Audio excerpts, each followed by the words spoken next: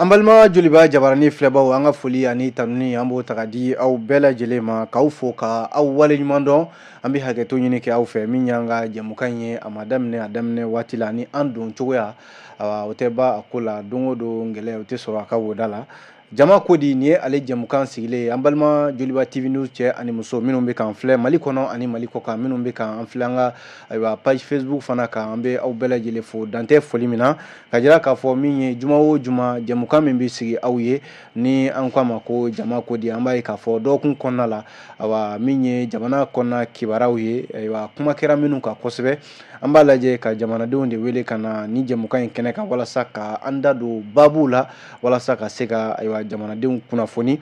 min ye Mali kɔnɔna ye an y'a ye k'a fɔ min ye yuruku ye ani surafɛn dun o kɛlɛli kɔni kɛn bɛ sira belebeleba de ye an ka jamana kɔnɔna la yan nɔ ayiwa a jirala k'a fɔ min ye n'i taara yɔrɔ o yɔrɔ i taara cakɛda o cakɛda la bi i b'a sɔrɔ surafɛn minɛ walima yuruku o ɲɔ ɲɛnen bɛ yen nɔ a kun ye mun ye min ye ayiwa a kɔlɔlɔ ye mun ye jamana yɛrɛ ka ɲɛtaga kan min bɛ ayiwa jalala k'a fɔ kɔlɔlɔ bɛ ka se hali buna hadamadenya yɛrɛ ma an ka jamana kɔnɔna la mun ni mun bɛ se ka kɛ ka se ka yuruku kɛlɛ an ka jamana kɔnɔna la o tuma an ye wele bila maa fila ma kelen kɛnɛ sɔrɔ ka ban min ye Samiru Jalo ale ye jɛkulu bɛ n'an k'a ma ko pratique en matière communauté de pratique en matière de lutte contre la corruption n'u k'a ma ko CPLC ale bɛ kɛnɛ kɔnɔ professeur Kilema Danbele fana ale sɔɔni a fana b'an sɔrɔ jɛmukan kɔnɔna la sabu sira cogoya ale ma kɛnɛ sɔrɔ fɔlɔ Samiru Jalo an b'a fɔ ɲɛna i ni ɲankuma e bisimila an ka kɛnɛ kɔnɔna la. Merci beaucoup Jalo an bɛ foli di yɛrɛ fɛnɛ ma ka foli di Jeliba TV filɛbaga bɛɛ lajɛlen ma minnu bɛ k'an lamɛn ka foli di u bɛɛ lajɛlen ma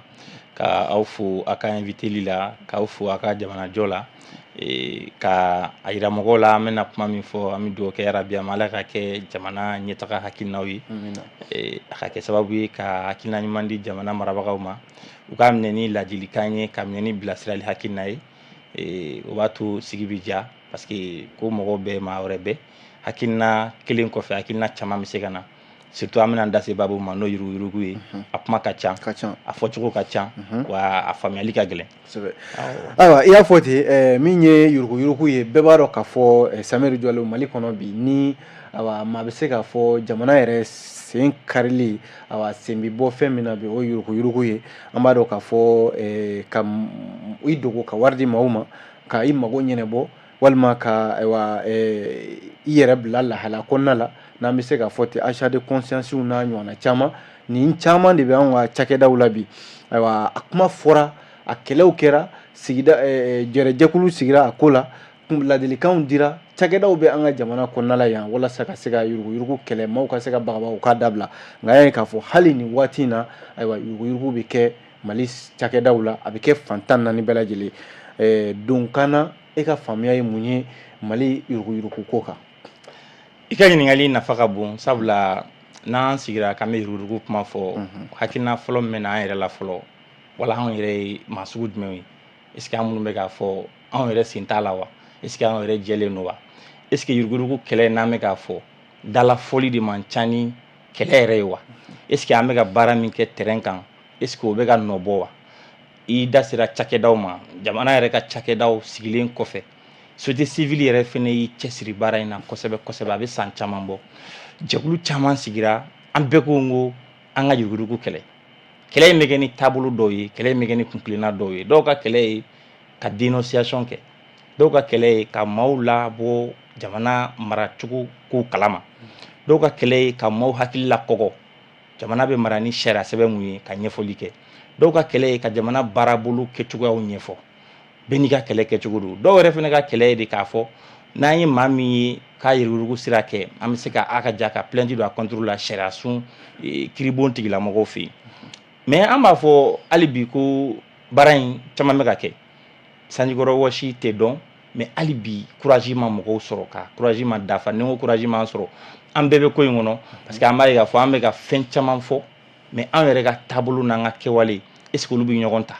parce que n'i ko k'i bɛ yuruku kɛlɛ i b'a daminɛ kabini i ka so an b'a fɔ an ka kumaw la ko yuruku kɛlɛ ye i b'i yɛrɛkun de kɛlɛ fɔlɔ n'an ko ma ko c'est un combat contre soi-même yɛrɛkun kɛlɛ kɔfɛ i b'i balimaw kɛlɛ i b'i somɔgɔw kɛlɛ i b'i sigiɲɔgɔn kɛlɛ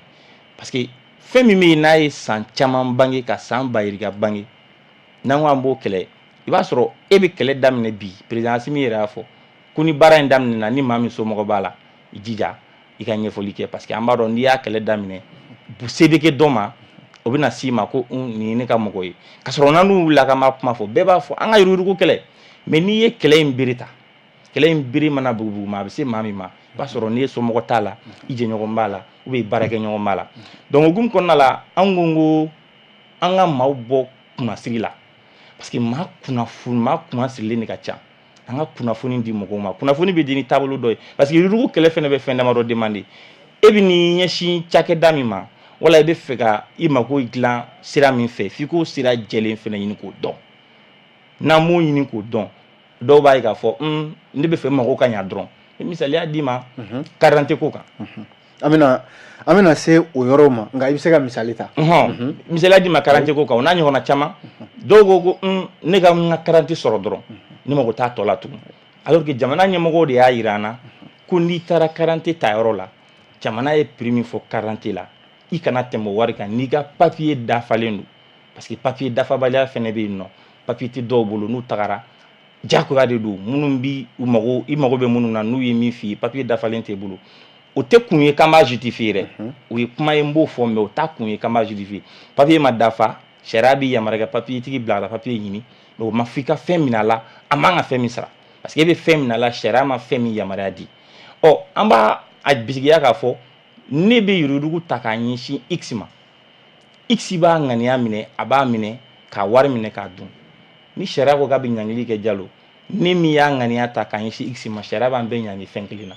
donc an si ma wusa si ye sariya sira kan mais kɔlɔlɔ bɛ bi dɔ kan dɛ parce que an b'a fɔ ko yuruguyurugu ye acteur saba de kore min yɛrɛ b'a ŋaniya ta i b'a ɲɛsin min ma ani a kɔlɔlɔ bɛ taa bi mɔgɔ min kan n'an ko ma ko victime donc an b'a ye k'a fɔ e b'a kɛ bi parce que i mago bɛ fɛ ka ɲa dɔrɔn i mago bɛ fɛn dɔ la mais a bɛ kɔlɔlɔ min se jamana ma an b'o dingɛ de kɔnɔ n'i y'an ka problème ta k'a lajɛ bi na degun min b'an kan insécurité crise ma ɲi kɛlɛ bɛ yan fɛ kɛlɛ bɛ yan fɛ n'i ye nin source ta k'a lajɛ a bɛɛ b'i sun ta fɛn kelen de la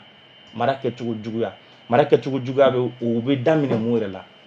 dunko juguya yuruguyurugu fɛn min bɛ yen n'i man ka ta ou bien fɛn min bɛ yen n'a man ŋaniya n'i ye walasa ou bien e ka jɔyɔrɔ ti i yamaruya ka fɛn min sɔrɔ ni e y'o fɛnw ɲini k'o sɔrɔ k'i bila hukumu kɔnɔ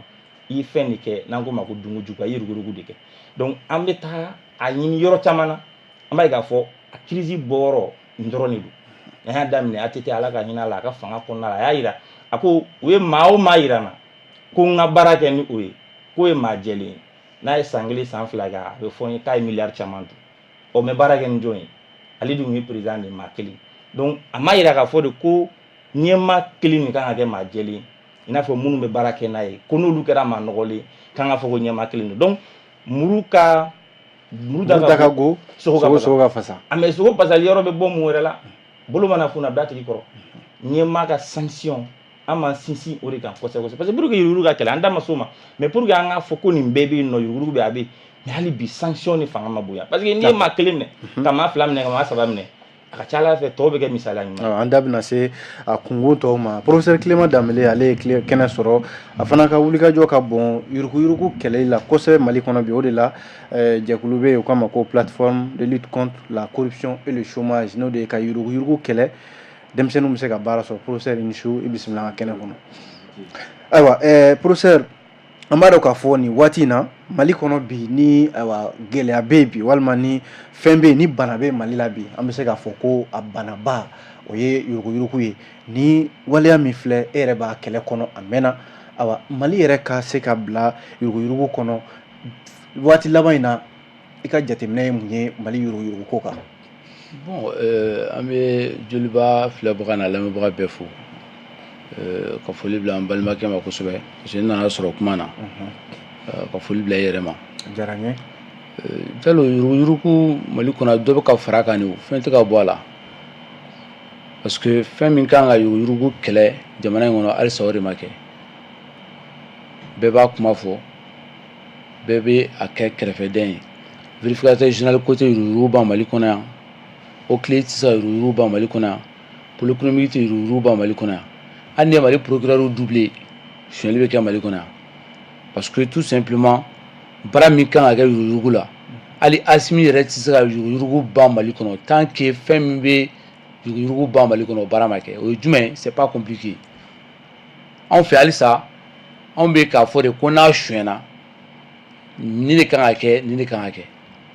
alors que yuruguyurugu kɛlɛli ye k'a bali a kana kɛ di c'est au paradigme in de o jate in de tɛ an ka jate kɔnɔ mɔgɔw b'a fɔ ko ni a suɲɛna i kan ka taa kaso la n'a suɲɛna i ka minɛ n'a suɲɛna f'i ka wari sara n'a suɲɛna fo i y'i ka biɲɛ fɛn fɛn bɛ yen ko k'o bɛɛ minɛ i la mais n'a ma suɲɛ yɛrɛ dun baara bɛ yen o dun yɛrɛ baara bɛ se ka kɛ bi Mali kɔnɔ yan hali Mali kɔnɔ yan sisan n'i ko k'i b'a baara kɛ san wɛrɛ ni waati b'a sɔrɔ i tilal'o baara la yɛrɛ donc Mali problème tɛ k'a fɔ ko sariya t'an bolo Mali problème tɛ k'a fɔ ko baarayɔrɔ tɛ yen cakɛda min bɛ yuruguyurugu kɛlɛ Mali kɔnɔ a bɛ bɛn cakɛda ba 8 de ma wari min bɛ don o cakɛdaw yɛrɛ la jalo n'i y'o fara ɲɔgɔn kan a bɛ bɛn miliyari 15 ani miliyɔn 900 de ma 15 milliards 900 millions o de bɛ don cakɛdaw la k'u ka yuruguyurugu kɛlɛ mais min bɛ suɲɛ o kɔfɛ tuguni Mali kɔnɔ c'est-à-dire que an bɛ miliyari 15 ani miliyɔn 900 de don cakɛdaw la walasa u ka suɲɛli kɛlɛ kɛ scientifique b'o la contrôle d'état b'o la OCLEI b'o la vérification a n'a ɲɔgɔnnaw mais n'i y'o jate minɛ i b'a sɔrɔ n'i ye agence transparency ka rapport ta ka Frédéric Ebert ka rapport ta ka Banque mondiale mɔgɔw ka rapport ta ka FMI ka rapport ta ka Union européenne n'o b'a fɔ ma kanajɛnw parce que kanajɛnw ni Union européenne jara ka kɛ mais kanajɛnw de ka rapport mais a fɔra a bɛ fɔ Union européenne mɔgɔw ta ka Afrobaromètre n'o ye aw yɛrɛ baarakɛɲɔgɔnw ye k'u ka rapport ta ka Kemplisi mɔgɔw ka rapport ta Mali bɛ nin bɛɛ conclusion kɔnɔ Mali ka page n'i y'a lajɛ conclusion bɛ yen n'i y'a bɛɛ fara ɲɔgɔn kan wari minnu suɲɛna ka bureau de vérificateur ta fara o kan i bɛ taa bɛn miliyari 200 ani miliyari 50 o de bɛ suɲɛ Mali kɔnɔ san o san Mali faamaw b'o de dun fantanw ka wari la fɛn tɛ bɔ a la parce que fɛn tɛ bɔ a la pourquoi kuma bɛɛ l'enquête ouverte fɛn tɛ bɔ a la pourquoi parce que u y'a bila liberté provisoire la fɛn tɛ bɔ a la pourquoi an y'o bɛɛ Mali la zon bɛ minɛ ka juger ka tila k'a bila tuguni ko jamana ka wari sara ye fɛn tɛ bɔ a la pourquoi parce que bɛɛ b'a dɔn ko yanni mɔgɔ k'a bila k'a b'a suɲɛ i b'a bali ka suɲɛ de fɛn tɛ bɔ a la pourquoi parce que n'i kumana kuma bɛɛ mɔgɔw sara wari man ca a ye dɔ fara mɔgɔw sara wari kan k'a sɔrɔ mɔgɔ bɛ miliyari suɲɛ Mali kɔnɔ a bɛɛ minnu bɛ sara kosɛbɛ ye taxi bolila tɛ se k'a suɲɛ sotamani tɛ se k'a suɲɛ école karamɔgɔ premier cycle u b'a fɔ min ma ko PMC PCM plutôt professeur du premier cycle olu au CPM olu tɛ se k'a suɲɛ mais minnu b'a suɲɛ n ko ye jɔyɔrɔbatigiw de ye minnu sara wari yɛrɛ ka ca kosɛbɛ donc mais professeur mun de bɛ na ni o jagɛlɛya min bɛna n'a jagɛlɛya ye parce que tout simplement sariya batobaliya maa minnu kan ka sariya yɛrɛ boli mɔgɔ kan n'o m'a boli kan o de bɛ na n'a jagɛlɛya fɔlɔ ye a filanan o ye réseau dɔw de bɛ Mali kɔnɔ yan ne b'a suɲɛ i b'i man wa kan e yɛrɛ b'a suɲɛ ne fana bɛ man wa kan a bɛ komi subagatɔn an bɛ ɲɔgɔn den dun si t'a fɔ a sabanan o ye mɔgɔninfinw dar'u yɛrɛ la jamanaden caman bɛ yen o ma kalan le problème d'information Mali c'est à dire maliyɛn caman ma kalan k'a dɔn k'a fɔ an bɛ se ka contrôle kɛ an bɛ se k'a dɔn an bɛ ka mara cogo min na an t'o question posé a kun a naaninan o ye société civile ye Mali société civile ma fanga sɔrɔ halisa Mali kɔnɔ ka sinsin minnu b'a kɛlɛ kɛ Mali kɔnɔ olu ma sinsin ka fanga sɔrɔ gouvernement kan olu de dɛmɛ mais komi gouvernement yɛrɛ 90% ye bɛɛ zo ye donc minnu bɛ suɲɛliko kɛlɛ kɛ olu yɛrɛ ko man di faamaw ye faamaw de kan k'u dɛmɛ i n'a fɔ farajɛla bɛ kɛ cogo min na i n'a fɔ jamana ɲɛnama dɔw bɛ yen a bɛ kɛ cogo min na ka olu dɛmɛ ka nafolo hakɛ dɔ de d'u ma u ka mɔbiliw bɛ d'u ma u bɛ déplacement ni fɛnw kɛ n'u ye dénonciation kɛ dɔrɔn u bɛ fɛ ka tila k'u protéger tuguni u b'a fɔ o ma ko les lanceurs d'alerte sariyaw bɛ o jamanaw la minnu protéger len don hali mɔgɔ tɛ se ka gɛrɛ a la anw fɛ yan ni min farati u b'i kun ci carré kɔnɔ ko fɛn tɛ bɔ a la Mali dɔrɔn de la i bɛ bɔ k'a fɔ télé ni radio la k'a fɔ karisa bɛ suɲɛli kɛ a ye nin suɲɛ foyi tɛ bɔ a la pourtant Mali sariya ko Mali procureur bɛɛ bɛ se k'a yɛrɛ autosaisir e ne bɛ nin kuma min na ne k'a fɔ ko nin ko dɔ kɛra yɔrɔ dɔ la sisan Mali procureur dɔ bɛ se k'o mɛn dɔrɔn pôle économique tɛ dɛ k'ale wele dɔrɔn professeur Clément i y'a fɔ radio Jeliba la ou bien télévision Jeliba la ko nin ko in kɛra me fait qu'a prévu dia ni n'a prévu dans ma dabi enquête dans le rapportage filmé au charabe mali kona mais pourquoi on le fait pas un procureur trois ga na ma jang procureur ba place là ba da ta fo tawdini wa ta kidali sura sur ta restaurant ni juge trois ga fois lui ga ba place là parce que na fleur de bébé commandé parce que charabe était bateau parce que nous quand charabe garantie ne femme roye au lieu de choisir là parce que fantôme de ce bateau au lieu la comment la niveau de la folie ou derrière mais ka mali kalan tiɲɛ ka kɛ mɔgɔninfin tɛ jati bɔ ka se hakɛ dɔ la tuguni ka sɔrɔ k'an bɛɛ bila ten k'a fɔ ko démocratie k'an bɛɛ ka taa ten donc démocratie an bɛɛ ta o kɔrɔ ko démocratie ma ɲi dɛ démocratie ka ɲi dɛ démocratie kɛcogo de ma ɲi anw fɛ yan o tɛ politicien nɔ yɛrɛ bɛɛ de nɔ don k'a daminɛ mɔgɔ kalannenw na fɔlɔ parce que mɔgɔ démocratie garantie bɛ mɔgɔ kalannenw de bolo politicien tɛ. D'accord. Samerou Diallo, ni ye professeur lamɛn a bɛ n'a fɔ jamanadenw fana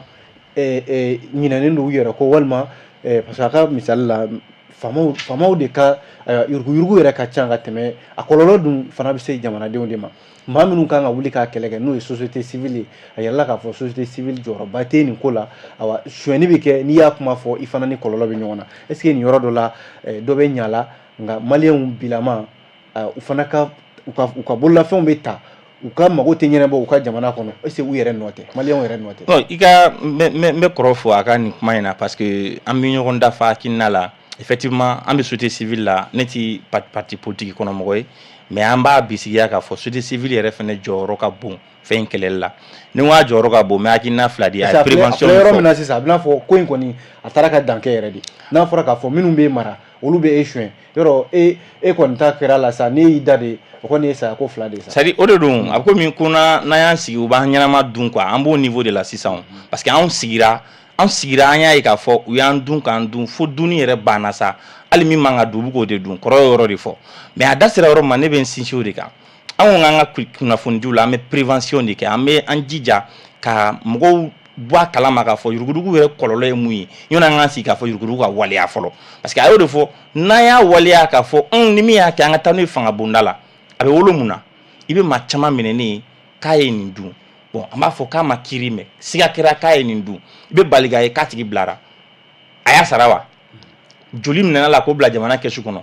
i t'o kibaruya mɛn a bilara ni danganiya jumɛn ye i t'o kibaruya mɛn ɔ sariya dun fɛnɛ ko a ko bɛɛ bɛ kɛ dogodogoni kɔnɔna la oui sariya dun fɛnɛ ko de ko ale sago b'a yɛrɛ la n'ale ye min kɛ sariya de y'o i b'a fɔ komi ala de y'o kɛ donc i mana ɲininkali yɛrɛ busamisɛn guwa sariya tigiw yɛrɛ la fɔlɔ o ye problème selen yɛrɛ ma fɔlɔ donc finalement an bɛɛ da donna bara kɔnɔ an bɛɛ siranna sira in ye mun nati ni mun ye an bɛɛ y'an sigi a lajɛ a mana kɛ fɛn o fɛn a don fɔra k'a fɔ démocratie la ko maa da tɛ don bara kɔnɔ oui bɛɛ ka merci min bɛ jamana kɔnɔ i ka nin ɲininkali yɔrɔ diyara n ye kɔrɔ da sera démocratie a y'a sinsin an k'o perepere latigɛ parce que an ka kibaruya la ne bɛ tɔn min kɔnɔ n'o ye démocratie 101 n'o b'a yɛrɛ sɔrɔ communauté kɔnɔ an ka kibaruya la maa caman b'a fɔ an ɲɛna ko démocratie de nana ni yurugurugu ye a lamɛn dɛ ko n'i y'a yurugurugu sera yan nɔ dunkojuguya cayara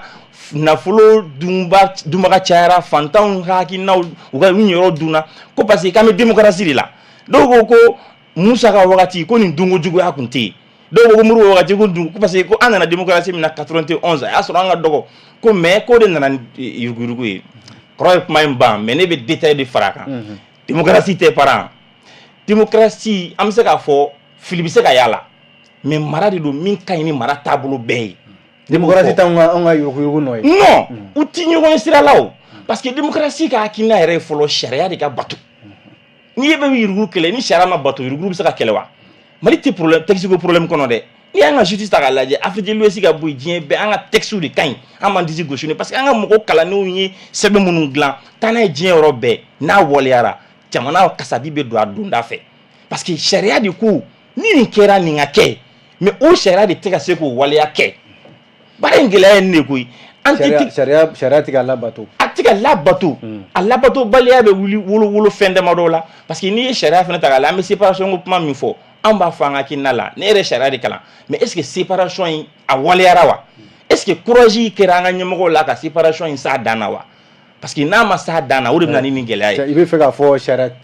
cakɛda fɛn fɛn bɛ yen sariyatigiw jamana ɲɛmɔgɔw députés bɛɛ k'i ka baara kɛ bɛɛ k'i ka baara kɛ ni bɛɛ y'i ka baara kɛ an filɛ degun min kɔnɔ an tɛ se nin kelen in kan o parce que dɔ de m'i jɔ a jɔyɔrɔ la dɔ kan ka jɔ jɔyɔrɔ min na n'o m'o jɔyɔrɔ minɛ fa diyagoya de don a kɔlɔlɔ bɛ se ma n ye yurugujurugu taabolo de f'i ye o a bɛ bɔ ne min yɔrɔ k'a ɲɛsin x ma ni x y'a minɛ an fila b'a kɔnɔ mais a kɔlɔlɔ bɛ taa bin mɔgɔ min kan o ye victime don donc an ka ko kɔlɔlɔ bɛ taa bin dɔ de kan f'an ka hakili to o yɔrɔ de la n bɛ segin ka na kuma kɔnɔ an ko k'o bɛɛ y'a fanga n'an ko démocratie bɛɛ jɛ fanga tɛ o ye forobafili ye fɔlɔ parce que an bɛɛ tɛ se ka jɛ fanga la mais an ko bɛɛ bɛ taabolo min demandé o depuis o yɔrɔ la fili fana ma ye démocratie ko in na parce que n'a fɔra ko bɛɛ o de tɔgɔ b'a kan o tɔgɔ kɔni tɛ se ka bɔ a kan parce que n'a fɔra bɛɛ awa bɛɛ dun nka bɛɛ jɛ fanga awa n'a tɔgɔ welela ten bɛɛ dun a dun fɔra de ko bɛɛ de jɛ fanga don a tɛ se ka taa o kɔ n'i ko ko awa a tɛ se ka kɛ bɛɛ jɛ fanga ye. oui sisan ni sariya baara bɛ waleya n'an ko an bɛ ɲɛmɔgɔya ɲini kɛ a bɛ fɔ o de ko an ka taa kalafiliw kɛ o jama fanba mana taa ni mɔgɔ min ka kunkilenna ye ou bien mɔgɔ min ka hakilina mana kɛ ni jama fanba ka kunkilenna ye mara bɛ den de ma o mais o t'a yira ko e min bɛ yen nɔ ne sigira ko minnu bɛ k'u ka kunkilenna ma k'i ta ye n'u ma taa hakilina kelen na k'u b'u bɔ malidenya la ou bien ko b'u ka sariya minnu la ou bien ko b'u ka hakɛ minnu la o tɛ se ka kɛ o mais an b'a dɔn an bɛɛ tɛ se ka jɛ fanga la o kabi lawale fanga tɛ bɛɛ ta ye o a bɛ min bolo n'o bɛ baara kɛ n'a ka hakilina ye mun de la bɛ fɔ ko opposant ko ka kumada d'u ma mais n'u kumada ma d'u ma e min bɛ yen bi ko fanga b'e bolo fanga ɲɛkɔrɔ ko fanga hakilinaw de b'e la fanga taabolo b'e de o fiɲɛ b'e de nun na mais e bɛ se ka don fili kɔnɔ ni ne opposant ye ou bien ni ne bɛ fɛ ka hakilina dɔ f'i ye ni ne kuma daminɛna ni ne bali ka n ka hakilina fɔ mais i ye n ka hakɛ de minɛna alors que sariya de ko ni ne ko ma jɛ n'e ka taabolo ye o fɔli bɛ diyagoya ne kan sariya man kan ne bali k'o fɔ démocratie ka kunkilenna c'est pour ça fɔ ko bɛɛ tɛ se ka ja la ne b'a fɔ fanga e kɔni y'a sɔrɔ parce que jama fanba ka kunkilenna o kɛra e ta ye jama fanba sɔn e ta ma ne bɛ n sigi kɛrɛfɛ mais o tɛ n bali ka n ka hakilina fɔ ne bɛ n sigi n'i filila ne b'i kɔlɔsi de i n'a fɔ nɔnɔ bɛ tasuma sanfɛ cogo min na o kɔlɔsili kɔnɔna la e mana fɛn o fɛn kɛ ne bɛ soli ka wuli ka bigi ta k'a jateminɛ est ce que nin kan ka kɛ wa est ce que nin kan ka kɛ wa ne bɛ kɔrɔ fɔ a ka baara in na kɔrɔ ninnu ye lɛtiri dɔw kɛ ne hakili b'a la an ka denmisɛnninw ka DEF diplôme tun bɛ feere de u ka lɛtiri kɔnɔna la u ye lɛtiri min kɛ k'a ci an ka ɲɛmɔgɔw ma a ye DEF diplôme feereli bali mais u ye courage dan de o parce que 200 de tun bɛ sara imagine e ka san 9 ye ka kalan kɛ i kan ka o kalan kun cɛ ni DEF min ye jamana de ko k'o d'i ma fu la mais e kali ka t'o minɛ a bɛ fɔ ka 200 d'i ma k'i ka 200 sara a dun bɛ fɔ de ko fu de don donc courage de b'an jɛ donc démocratie fɔ dɔrɔn i ka demande kɛ dɔrɔn i ka taa mais démocratie ɲɛfɔli kɔnɔ n m'o yɔrɔnin préciser parce que an ye démocratie kɛ kɔmɔ de ye quoi ni min bɛ kɔmɔ kunna don min na kɔmɔ sɔnkan b'o da o bɛ bɔ k'a ɲɛfɔ n'ale ye min fɔ don min an bɛ tugu o de kɔ ko démocratie b'ale de bolo démocratie t'a bolo a ka kunkilenna n'a ka hakilina a b'o fɔ mɔgɔ wɛrɛ fana b'a ka kunkilenna n'a ka hakilina fɔ n'an taara kalafili la ni jama fanba ni jama tugura min kɔ an b'a fɔ ok fanga bɛ kalifa i la mais min ko k'a ma sɔn i ta ma ka n'o bali ka hakilina fɔ bonya ni karama kɔnɔ sariya batoli kɔnɔna la yuruguyurugu fɔli an bɛ don min na ko bi maliko la ne farajɛra k'a fɔ mun de bɛ fɔ fasodenjugu don a tɛ jamana fɛ a y'aw sigi k'a lajɛ a fɔra ta a bɛ ta n ye misaliya di a tɛ ta kan i bɛ ka ala ka hinɛ la san 2014 a ye mun fɔ a ko 2014 bɛ kɛ san ye a bɛ yurugujurugu kɛlɛ a wolola mun na o san ni yurugujurugu wari dunta cayara ni san bɛɛ ta ye o dossier de bɛ yen nɔ mais mun bɔra la mais pourtant n'i ye kiritigiw ɲininka u b'a fɔ k'u bɛ baara la da sera ma enquête bɛ dayɛlɛ diɲɛ don o don a tɛ fermer an ti ya ka baro sigi u kan mais an b'a fɔ de ko ni bolo funna a bɛ da tigi kɔrɔ parce que i mana yurugujurugu kuma fɔ sira o sira kan a bɛ kun cɛ fɛn kelen de la ɲankili jɔn bɛ ɲankili kɛ ne t'a kɛ ne kɔrɔkɛ t'a kɛ kiribon tigilamɔgɔ dɔ t'a kɛ parce que olu bɛ kiiri tigɛ peuple de ye justice bɛ arandi Mali peuple de ye n'i y'a mɛn i ye juge ye peuple de ka danaya y'i se yen nɔ sariya ye fɛn dɔ de fɔ e y'olu waleya o b'e bila o hukumu kɔnɔna la donc o kiiri kɛli ye diyagoya de ye kan k'o kɛ k'o nɔgɔ b'o la pour que jamana kɔnɔdenw ka parce que ni yurugujurugu bɛ kɛlɛ an mana kɛlɛ fɔ cogo o cogo n'i ye min dun n'a ma segin a sigiyɔrɔ la kɛlɛ kɛra tɔ ka jɛ de koyi parce que a bɛ fɔ de ko kɛlɛ kɛra mais kɛlɛ wolola mun na an b'o kɛnɛ de kan para parce que an bɛ ka kuma fɔ don o don diɲɛ don o don mɔgɔ wɛrɛ b'an wele k'an dɔgɔya est ce que aw jɛ ne ko problème t'a la k'a fɔ k'an ye mɔgɔ nɔgɔlen ye o t'anw bɔ yurugujurugu kɛlɛli la parce que courage de don n y'a fɔ n ka kuma daminɛ la n ko yɛrɛ kun kɛlɛ de don i bɛ lutte kɛ contre soi-même i bɛ kɛlɛ in daminɛ i yɛrɛ de la i b'i mara taabolo an ye denmisɛnnin mais an b'an sinsin a kan n'i ye maa o maa ye tungo juguya bɔralen n'a fan fɛ sɔrɔ tɛ min bɔ a y'i nin da o de kan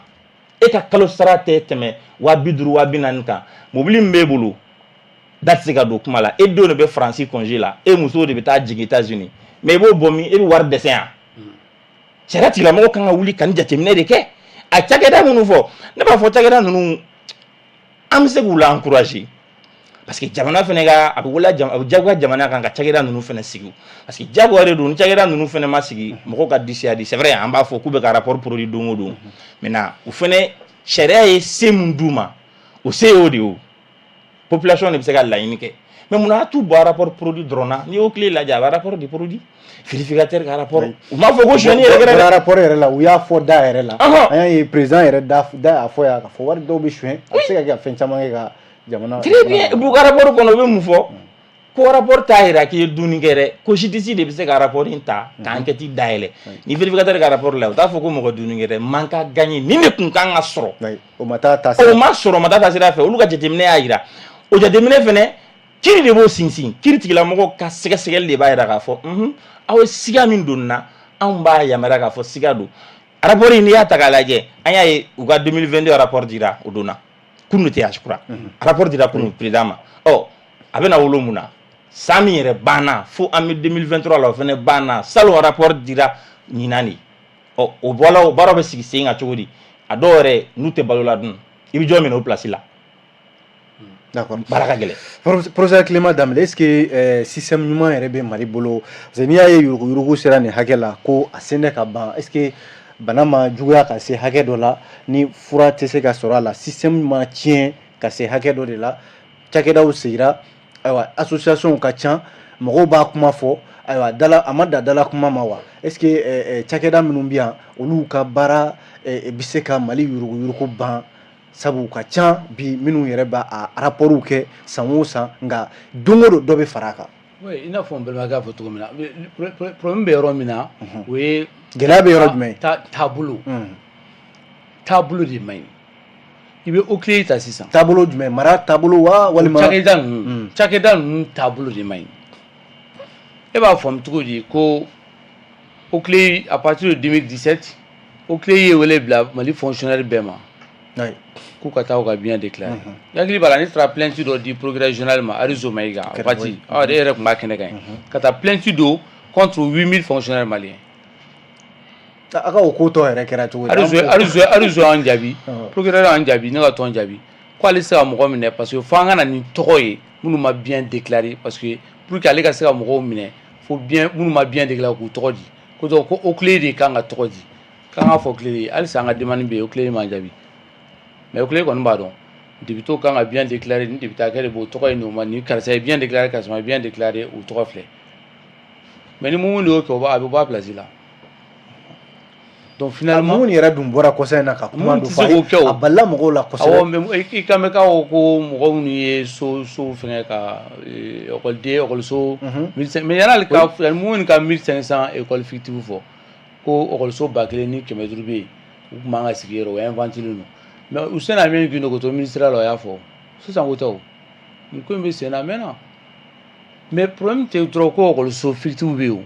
o ekɔliso fictive min bɛ yen ekɔliso fictive kɔrɔ bamanankan na fɛn min tɛ yen i y'a kɛ k'a kɛ o kɔrɔ ka fɔ Mali kɔnɔ ekɔliso dɔw bɛ yen papier bɛ yen agrément bɛ yen mais ekɔliden b'a kɔnɔ mais a si tɛ yen n dɔrɔn y'a faamu ni defu kɛra ekɔliden dɔw bɛ ta ka taa k'u passera defu la k'u taara nin ekɔliso in na mais ekɔliden ma wolo yɛrɛ a tɛ yen a taara ekɔliso min na ekɔliso fana tɛ yen mɛtiri minnu bɛ ekɔliso la o tɛ yen nin bɛɛ wari bɛ sara donc mɛtiriw bɛ ka sara mais mɛtiriw tɛ yen o ma wolo fɔlɔ ekɔliden minnu n'u passera n'olu orienté ka taa ekɔlidenw ma wolo olu fana ka orientation wari bɛ ka sara jamana bɛ 20,000 ani dɔɔnin de di ekɔliden kelen bɛɛ tɔgɔ la ni ekɔliden min kɛra ni ekɔliden min taara o la u bɛ san 3 kɛ ekɔlidenw bɛ tila ka bagi sɔrɔ minnu ye ekɔliden dɔw bɛ yen u ma wolo olu fana ye bagi sɔrɔ parce que réseau in bɛ taa di. oui n'i ko k'a ma wolo mɔgɔw k'a faamuya k'a fɔ de u b'a fɔ sisan ko Npiye Traoré Npiye Traoré k'a bɛ Bangoni ekɔliso la k'a ye defu sɔrɔ Bangoni ekɔliso la k'a bilala ka taa école lumière 3 la ɔkɔliso lumière 3 tɛ yen Pierre Traoré tɛ Bangoni ɔkɔliso la a ma defu sɔrɔ yen mais o papier bɛɛ labɛnnen don k'o ban papier kan o wari bɛ bɔ budget la ka na ministère de l'éducation na u b'a orientation fu la ka taa ɔkɔliso fu la a bɛ tila ka taa bac sɔrɔ parce que mɔgɔw kana miiri ko lycée dɔrɔn ye réseau yɛrɛ a bɛ taa bac sɔrɔ o caman fana bɛ université la yen nɔ u tɛ yɛrɛ mais olu bɛ yen quoi mɔgɔ inventé Mali la sonyali sira sa f'u bɛ mɔgɔninfin dilan u yɛrɛ ye n t'a dɔn n'i y'a faamu donc o mɔgɔ dilanni minnu b'u bolo u bɛ tila k'olu bila ka taa université la bourse bɛ di olu ma san 3 san 4 u tɛ yen Ala m'u da yɛrɛ olu yɛrɛ de y'u da n b'a dɔn kuma in bɛ ka bonya hakili ma n balimakɛ ye kuma dɔ fɔ sisan ko i bɛ taa fonctionnaire dɔ sɔrɔ ko a ye mobili min san mɔgɔ t'a da dɔn mais ne bɛ n ta bɛɛ fɔ bi kɛnɛ kan tuguna t'a la o n bɛ ka ekɔliden minnu ka orientation fɔ tan mais ne bɛ mɔgɔ dɔn a réseau kɔnɔ yen Diallo n bɛ mɔgɔ dɔn a réseau kɔnɔ a ɲɛmaa dɔ bɛ yen hali sini ni procureur ye ne wele n bɛ taa ka so yɛrɛ yira procureur la k'a preuve d'a ma an bɛ don du kɔnɔ ɲɔgɔn fɛ a bɛ dutigi ɲininkali kɛ a ye carré fan kelen bɛɛ jɔ 1,400,000 a bɔ valeur b'o bɔ o ma ɲa o ɲɛsinnen bɛ yɔrɔ min ma o fana san k'o ci k'o jɔ nin y'a dɔgɔkun fila o ye béton da samedi béton ma ban o y'a tɔ ba dimanche sɔgɔmada fɛ a ye saga faga wula fɛ a ye misi faga ka mobili karafukati kura bɔ k'a d'a muso ma 13,900,000 a kɔrɔkɛ ko k'o kɛra k'o dira buramuso ma ko kuma k'ale t'a dun a ye a ka mobili dɔ bɛ ko Yarisi Toyota a y'o bɔ k'o di kɔrɔkɛ ma 3,500,000 fonctionnaire do pour a Traoré jalan ye 60,000 de pour que a kana tagama dugu ma fonctionnaire tɛ baara wɛrɛ kɛ ça c'est interdit sira wɛrɛ tɛ d'a ma ça c'est interdit ou bien soit a ka wari bɛ bɔ yɔrɔ wɛrɛ ka na a bɛ wari sɔrɔ sira wɛrɛ fɛ a ka sa ko ne tilala cɛ ka dossier la fa tiɲɛ foyi t'a bolo a muso somɔgɔ si tɛ ko sɛbɛn min ye kuma ma ban ne tɛ kuma kun fɔ pour que a kana tagama dugu ma a kɛlen bɛ ka passerelle de kɛ sow ni ɲɔgɔn cɛ comme ça a bɛ bɔ dɔ in kɔnɔ a bɛ yɛlɛ pont sanfɛ dɔrɔn a bɛ taa jigin dɔ in kɔnɔ Mali ekɔlidenw ka fɔ mais o t'a bannen dɛ pour que ka kuma tɔ sɔn ji la san o san miliyari 2 ni kɔ de bɛ bɔ Mali ministère de l'éducation na ko ka taa école professionnelle la par exemple n tɛ tabali yan ni denmisɛnnin minnu bɛ menuisier kalan n'u bɛ nin kalan yiri kan ka san kɔli bɛ san pɔnti bɛ san mana ninnu bɛ san visiw bɛ san ani fɛnw u b'o baara kɛ u b'a fɔ ma ko travaux pratiques u b'a fɔ ma ko matière quoi procureur ka taa vérifier wari min bɛ ka bɔ budget la ka taa ministère la n'a bɛ ka di école professionnelle ma an y'a waati dɔ la k'i ka kuma sɔn ji la u y'a kuma fɔ k'a fɔ ko ekɔliso dɔw yɛrɛ tun ye bana kalan ma ka examen bɔ a dɔgɔ kɔrɔ i n'a fɔ INA n'a ɲɔgɔnnaw hakili b'a la parce que k'u ka dotation tɛ ka di mais pourtant san o san n'i ye ligne lajɛ wari in bɛ bɔ n'i taara budget la i b'a sɔrɔ a bɔra n'i y'a ne bɛ kuma dɔrɔn o b'a sɔrɔ ne tilala an ci la de budget la wari bɛ bɔ a bɛ na ministère la a bɛ bɔ mais a tɛ se a se yɔrɔ de la fond adarti mɔgɔw wari min kan ka ta k'a di CGSU ma wala CGSU ma mais ta mairie la u bɛ k'a dun CGSU yɛrɛ bɛ kɛlɛ la kuma bɛɛ u ka wari mais hali ne yɛrɛ ta bɛ retard la ne yɛrɛ ka commune 1 Bangoni o bɛ commune min fɛ ne yɛrɛ bɛ Bangoni na commune 1 u m'a di u ma fɔlɔ ɲinan ta o wari fana bɛ dun commune bɛɛ de don commune fana b'a dun c'est à dire que minnu bɛ gouvernement kɔnɔ olu b'a dun maires b'a dun députés b'a dun minnu bɛ taa papier ɲɛnabɔ o b'a dun minisiriso la bɛɛ b'a dun Mali kɛra misimusoba de ye bɛɛ b'a nɔnɔ min mɔgɔ si tɛ k'a balo mais professeur wari diyara maliyɛn ye dɛ parce que n'i ye nin cogoya ye tan e ka kariya de tɛ maliyɛn na i b'a dɔn wari fura ye kariya dɔrɔn fura kelen pe de bɛ wariko la fura kelen pe de bɛ nafolo la diɲɛ kɔnɔ n b'o f'i ye Diallo kabini Ala ka diɲɛ da fura 2 tɛ nafolo la dɛ fura kelen pe de bɛ fantanya la ka jɛ nafolo kɔ fura kelen pe o ye kari ye f'i ka kariya de non o ma se ka kariya mais ni kariya ma mɔgɔninfin sɔrɔ i danbe bɛ bɔ i la pewu mɔgɔ ma kariya danbe t'a la mɔgɔ ma kariya a tɛ hinɛ mɔgɔ ma kariya a tɛ maloya mɔgɔ ma kariya a tɛ sa fiyewu f'a k'a danbe n'a ka yɛrɛdɔn bila kɛrɛfɛ a man ka min kɛ a b'o kɛ a fa maloyara ka min kɛ a b'o kɛ a mɔkɛ maloyara ka min kɛ a b'o kɛ parce que karibaliya de b'a kɛ n tɛ fitinin min b'i bolo n'i wasa don la ka nafa don la ka fɔ nin ye ne de ta ye ne danbe bɛ n na walahi waritigi nafolotigi bɛ siran ɲɛ cogo di e bɛ taa ka taa a kuma se ka ban quoi an b'a la kuma min na ko yurugu k'an b'a kɛlɛ la ko Mali kura 40 bɛ ka feere 80. Amina an da don a yɔrɔ la ko taw Kucala procureur ye a yɛrɛ kɛrɛfɛ mɔgɔw minɛ k'u bɛ ka feere mais kuma o yɔrɔ tɔ minnu n'a bɛ ka kɛ o kuma procureur tɛ yen wa procureur tɛ yen procureur bɛ yen mais u ka ɲɔgɔn lajigin u ka minɛli kɛ n'i y'o fɔ sisan u b'a fɔ e non a bɛ ka nin kɛ mais hey jɛnini bɛ jogo ban yɔrɔ o yɔrɔ tasuma man ka faga yen jɛnini a bɛ jogo ban yɔrɔ o yɔrɔ tasuma man ka faga yen mais n b'a kɛ fɛn tɛ bɔ a la ye min fɔ n bɛ n sago kɛ plus i bɛ kɛ zo ye Mali kɔnɔ i bɛ kɛ muso ɲuman den ye ni zo minɛna zonbalabaw minɛna ka taa u b'a fɔ ah man kɛnɛ a bɛ taa la da clinique la clinique bɛɛ kɛra hôtel de ye o clinique bɛ Bamakɔ yan i bɛ taa hôtel de don salle aménagée don fo secrétaire bɛ t'i sigi a ka salon da yɔrɔnin na n'i nana n'a kan k'i reçoit n'a man k'i reçoit a bɛ wele téléphone na de a bɛ n'a sigi faama don i taatɔ a bɛ wari d'i ma kasoladen bɛ ka wari di mɔgɔ ma tuma dɔw la minnu b'u garder yɛrɛ ni i tɔgɔ yɔrɔ liste la e kɛra fɛn ye yan'a ka bɔ clinique la e bɛ jakarta kelen fila sɔrɔ a bɛ taa ka so o bɛ tila ka taa f'a ye ah minɛ ta bilen a munna ka sabali ko i bɛ taa karimu bilen karimu jan a y'i tɔɔrɔ dɛ muso ɲuman den barikaden a donna da la zon wololi a bɛ ka fantanw ka wari dun k'o ye dugaden ye. Professeur min ye Mali gɛlɛya ye est-ce que nin bɛɛ tɛ an bɛ ka kule kɛlɛ b'an da la jamana tɛ ka se k'a yɛrɛ sɔrɔ est-ce que n'i ye nin waleya ninnu bɔ a la a tɔ t'a dɛ. Kɛlɛ min ka jugu ni kɛlɛ bɛɛ ye balawu min ka jugu ni balawu bɛɛ ye o sonyɛli hali an filɛ ne bɔra an ka so fo yan ne bɛ dibi de la kuran tɛ yan foyi tɛ sonyɛli jogo juguya kɔ mais n bɛ kuma dɔ f'i ye su in na walahi bilahi talahi ni malaw ma wuli ka sonyɛli kɛlɛ Mali kɔnɔ yan san 200 ɲinan kɔ Mali bɛ to tan an bɛ segin an kɔ an tɛ taa ɲɛfɛ n ye n kali su in na yen jalo ni Mali ma wuli ka sonyɛli kɛ ka sonyɛli kɛlɛ kɛ ka k'u ka kɛlɛ ye k'u ni d'a kan an ka wari tɛ dun bilen faama t'anw ka hakɛ dun an de bɛ fɛ sa an denw fana ka don da la an bɛ fɛ an denw mana kɔrɔbaya an ka taa ka fɛn dɔ to an kɔ an bɛ fɛ an denw mana kalan kɛ u fana ka se ka baaranin dɔ sɔrɔ k'u yɛrɛ balo k'u yɛrɛ sutura bilahi talahi i jigi bɛ fɛn fɛn ka Mali kɔnɔ Ala tɛ barika don a si la wa fa foyi tɛ ɲɛ bilen an bɛ kɛlɛ min kɔnɔ nord la tan yɔrɔ bɛɛ b'a la a ye fanga kirali minɛ mais mun de y'an se nin ma n ko dɔw de y'a dun mɔgɔ bɛ kule la bi Assimi il avait monté en puissance mais jɔn de ye armée bi n ko sonyɛli de don politiciens dɔrɔn tɛ dɛ sɔrɔdasi jalabatigiw b'a la a caman ba i bɛ k'a ye miliyari 1000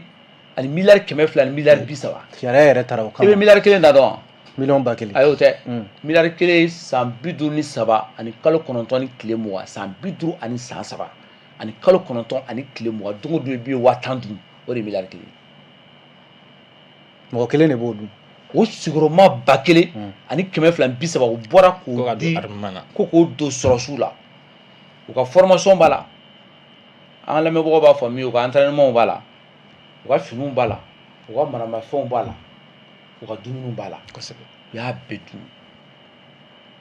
k'a dun k'a ban fo k'a nɔ nɛmu n'i y'a mɛn bi malo ma u ka armée monte en puissance n'o wari kun donna Assimi kun bɛna sɔrɔ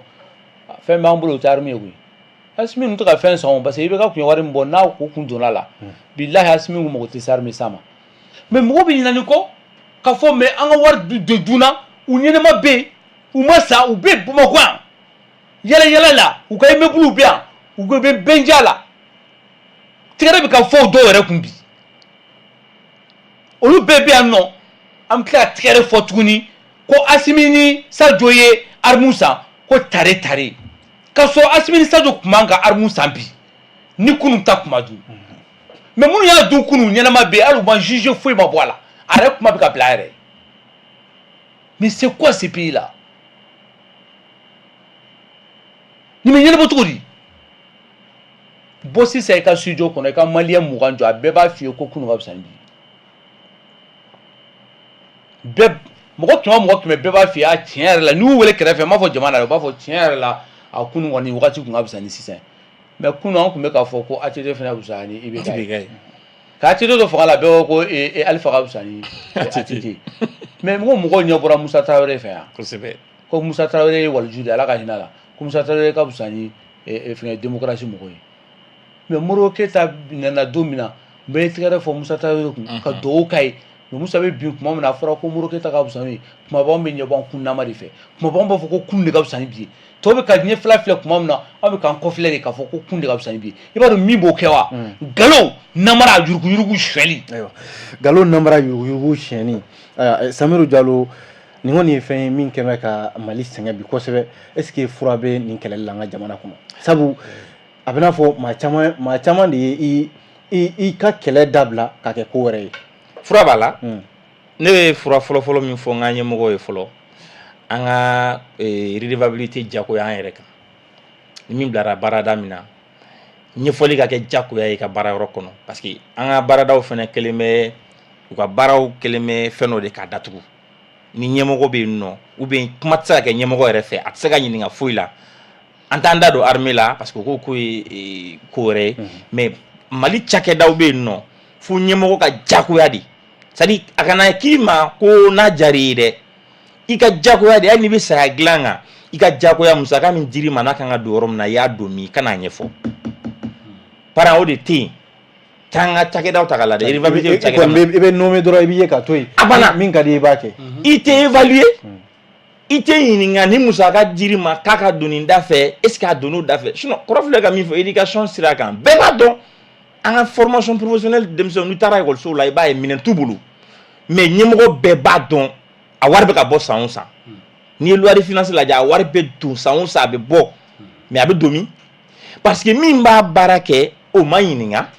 a ma f'i k'a wari taa yɔrɔ ɲɛfɔ parce que o de b'an ka taa fɛn ninnu jɛ i bɛ yurugu kɛlɛ fo ne k'a jagoya n yɛrɛ kan ne bɛ baara kɛ nin société in kɔnɔ ala y'o ɲɛmɔgɔya kalifa ne la san kɔnɔ société ka sɔrɔda kɛra nin de ye a ye nin de don nin na a ye nin de don nin na a da sera yɔrɔ ma an bɛ ka yurugu kɛlɛ kɛ de n'an ko ma ko a posteriori a bɛ dun de an bɛna k'an b'a kɛlɛ kɛ mais y'a sɔrɔ a dunna o a bɛ wolo mun na fɛn min bɛ n'o kɛlen don ka jamana yɛrɛ tɔ segin kɔ n bɛ kɔrɔ ka kuma dafa o social de parce que ne wulila k'e bɛ yurugu kɛlɛ kɛ ni juge ye nin minɛ bi juge ka du bɛ fa jama la de an juge dɔw ye u ka du bila parce que u ye yurugu mɔgɔw minɛ a da sera a ma n bɛ misaliya di an tɛ taa fo Musa ka wagati la mais i bɛ ka fanga minnu i bɛ ka fanga baara kɛ mais a mɔgɔ kelenw de filɛ Asimi ninnu nɔfɛ koyi c'est aberrant a fɔra Asimi ninnu n'u ka communiqué lajɛ u nana u ye mun de fɔ yurugu kɛra jamana kɔnɔ sɔrɔsiw bɛ ka faga armement tɛ yen san 7 i bɛ ka ma foyi kɛ u ka communiqué n'i y'a résumé ta k'a la o y'o de yira e maa min bɛ yen n'i bɛ ka san 7 kɛ i ye ministre ye ni hɔrɔnya b'i la ko danbe b'i la Asimi ninnu nana k'e ka san 7 baara foyi ma kɛ n'i bɛ miiri i man ka baara kɛ i man ka tugu Asimi ninnu kɔ sa Asimi ninnu mana fɔ k'u bɛna diɲɛ ko kɛ e ye san 7 kɛ e ko i bɛ ka kaɲi i bɛ ka taabolo kaɲi i bɛ ka baara kɛ a ye nin kɛ parce que san 7 kɔnɔ e tun bɛ dunda la Maliko problème min ye n'i b'a la don min na a bɛɛ kaɲi mais n'e bɔra a la a man ɲi bon an b'a ye maa kelen minnu ye dunko juguya kɛ i bɛ ka tile la o maa kelenw de filɛ Asimi ninnu nɔfɛ c'est pour ne y'o de fɔ n ko Mali ma tila quoi an ma tila mun na Asimi ninnu ka diɲɛ wari bɛɛ don armement na mais u tɛ to yen ni u tɛ to yen nɔ an t'a fɔ k'u bɛ taa mais an b'a dɔn u b'a dɔn co u dan ye u se de u b'o de kɛ san mina ka to dɔn komi ye n'u taara jɔn min na fari fo sariya de ka bila yɔrɔ la sariya de ka yira k'a fɔ Jalo ni nin kɛra a ka latɔ maninka y'o de fɔ ni ko ma latɔ a tɛ dabila ɲɛtaga ti kɛ fo ka diɲɛ wuli a da sera a ma don o don an bɛ nimisa kunu nɔfɛ parce que kunu kokolonw an to k'olu kɛlɛ an bɛna ka problème déplacer de tant que ti problème kɛlɛ k'a bɔ yen f'i b'a déplacer i b'a déplacer i bɛ taa sɔrɔ ɲɛfɛ de bon Mali yurugu y'o de tiɲɛ don o don an bɛ ka structure créer mais structure ninnu bɛ créer oui a créera mais u bɛ créer u ka jaabi ye mun ye hali san wɛrɛ dɔ bɛ na u b'a fɔ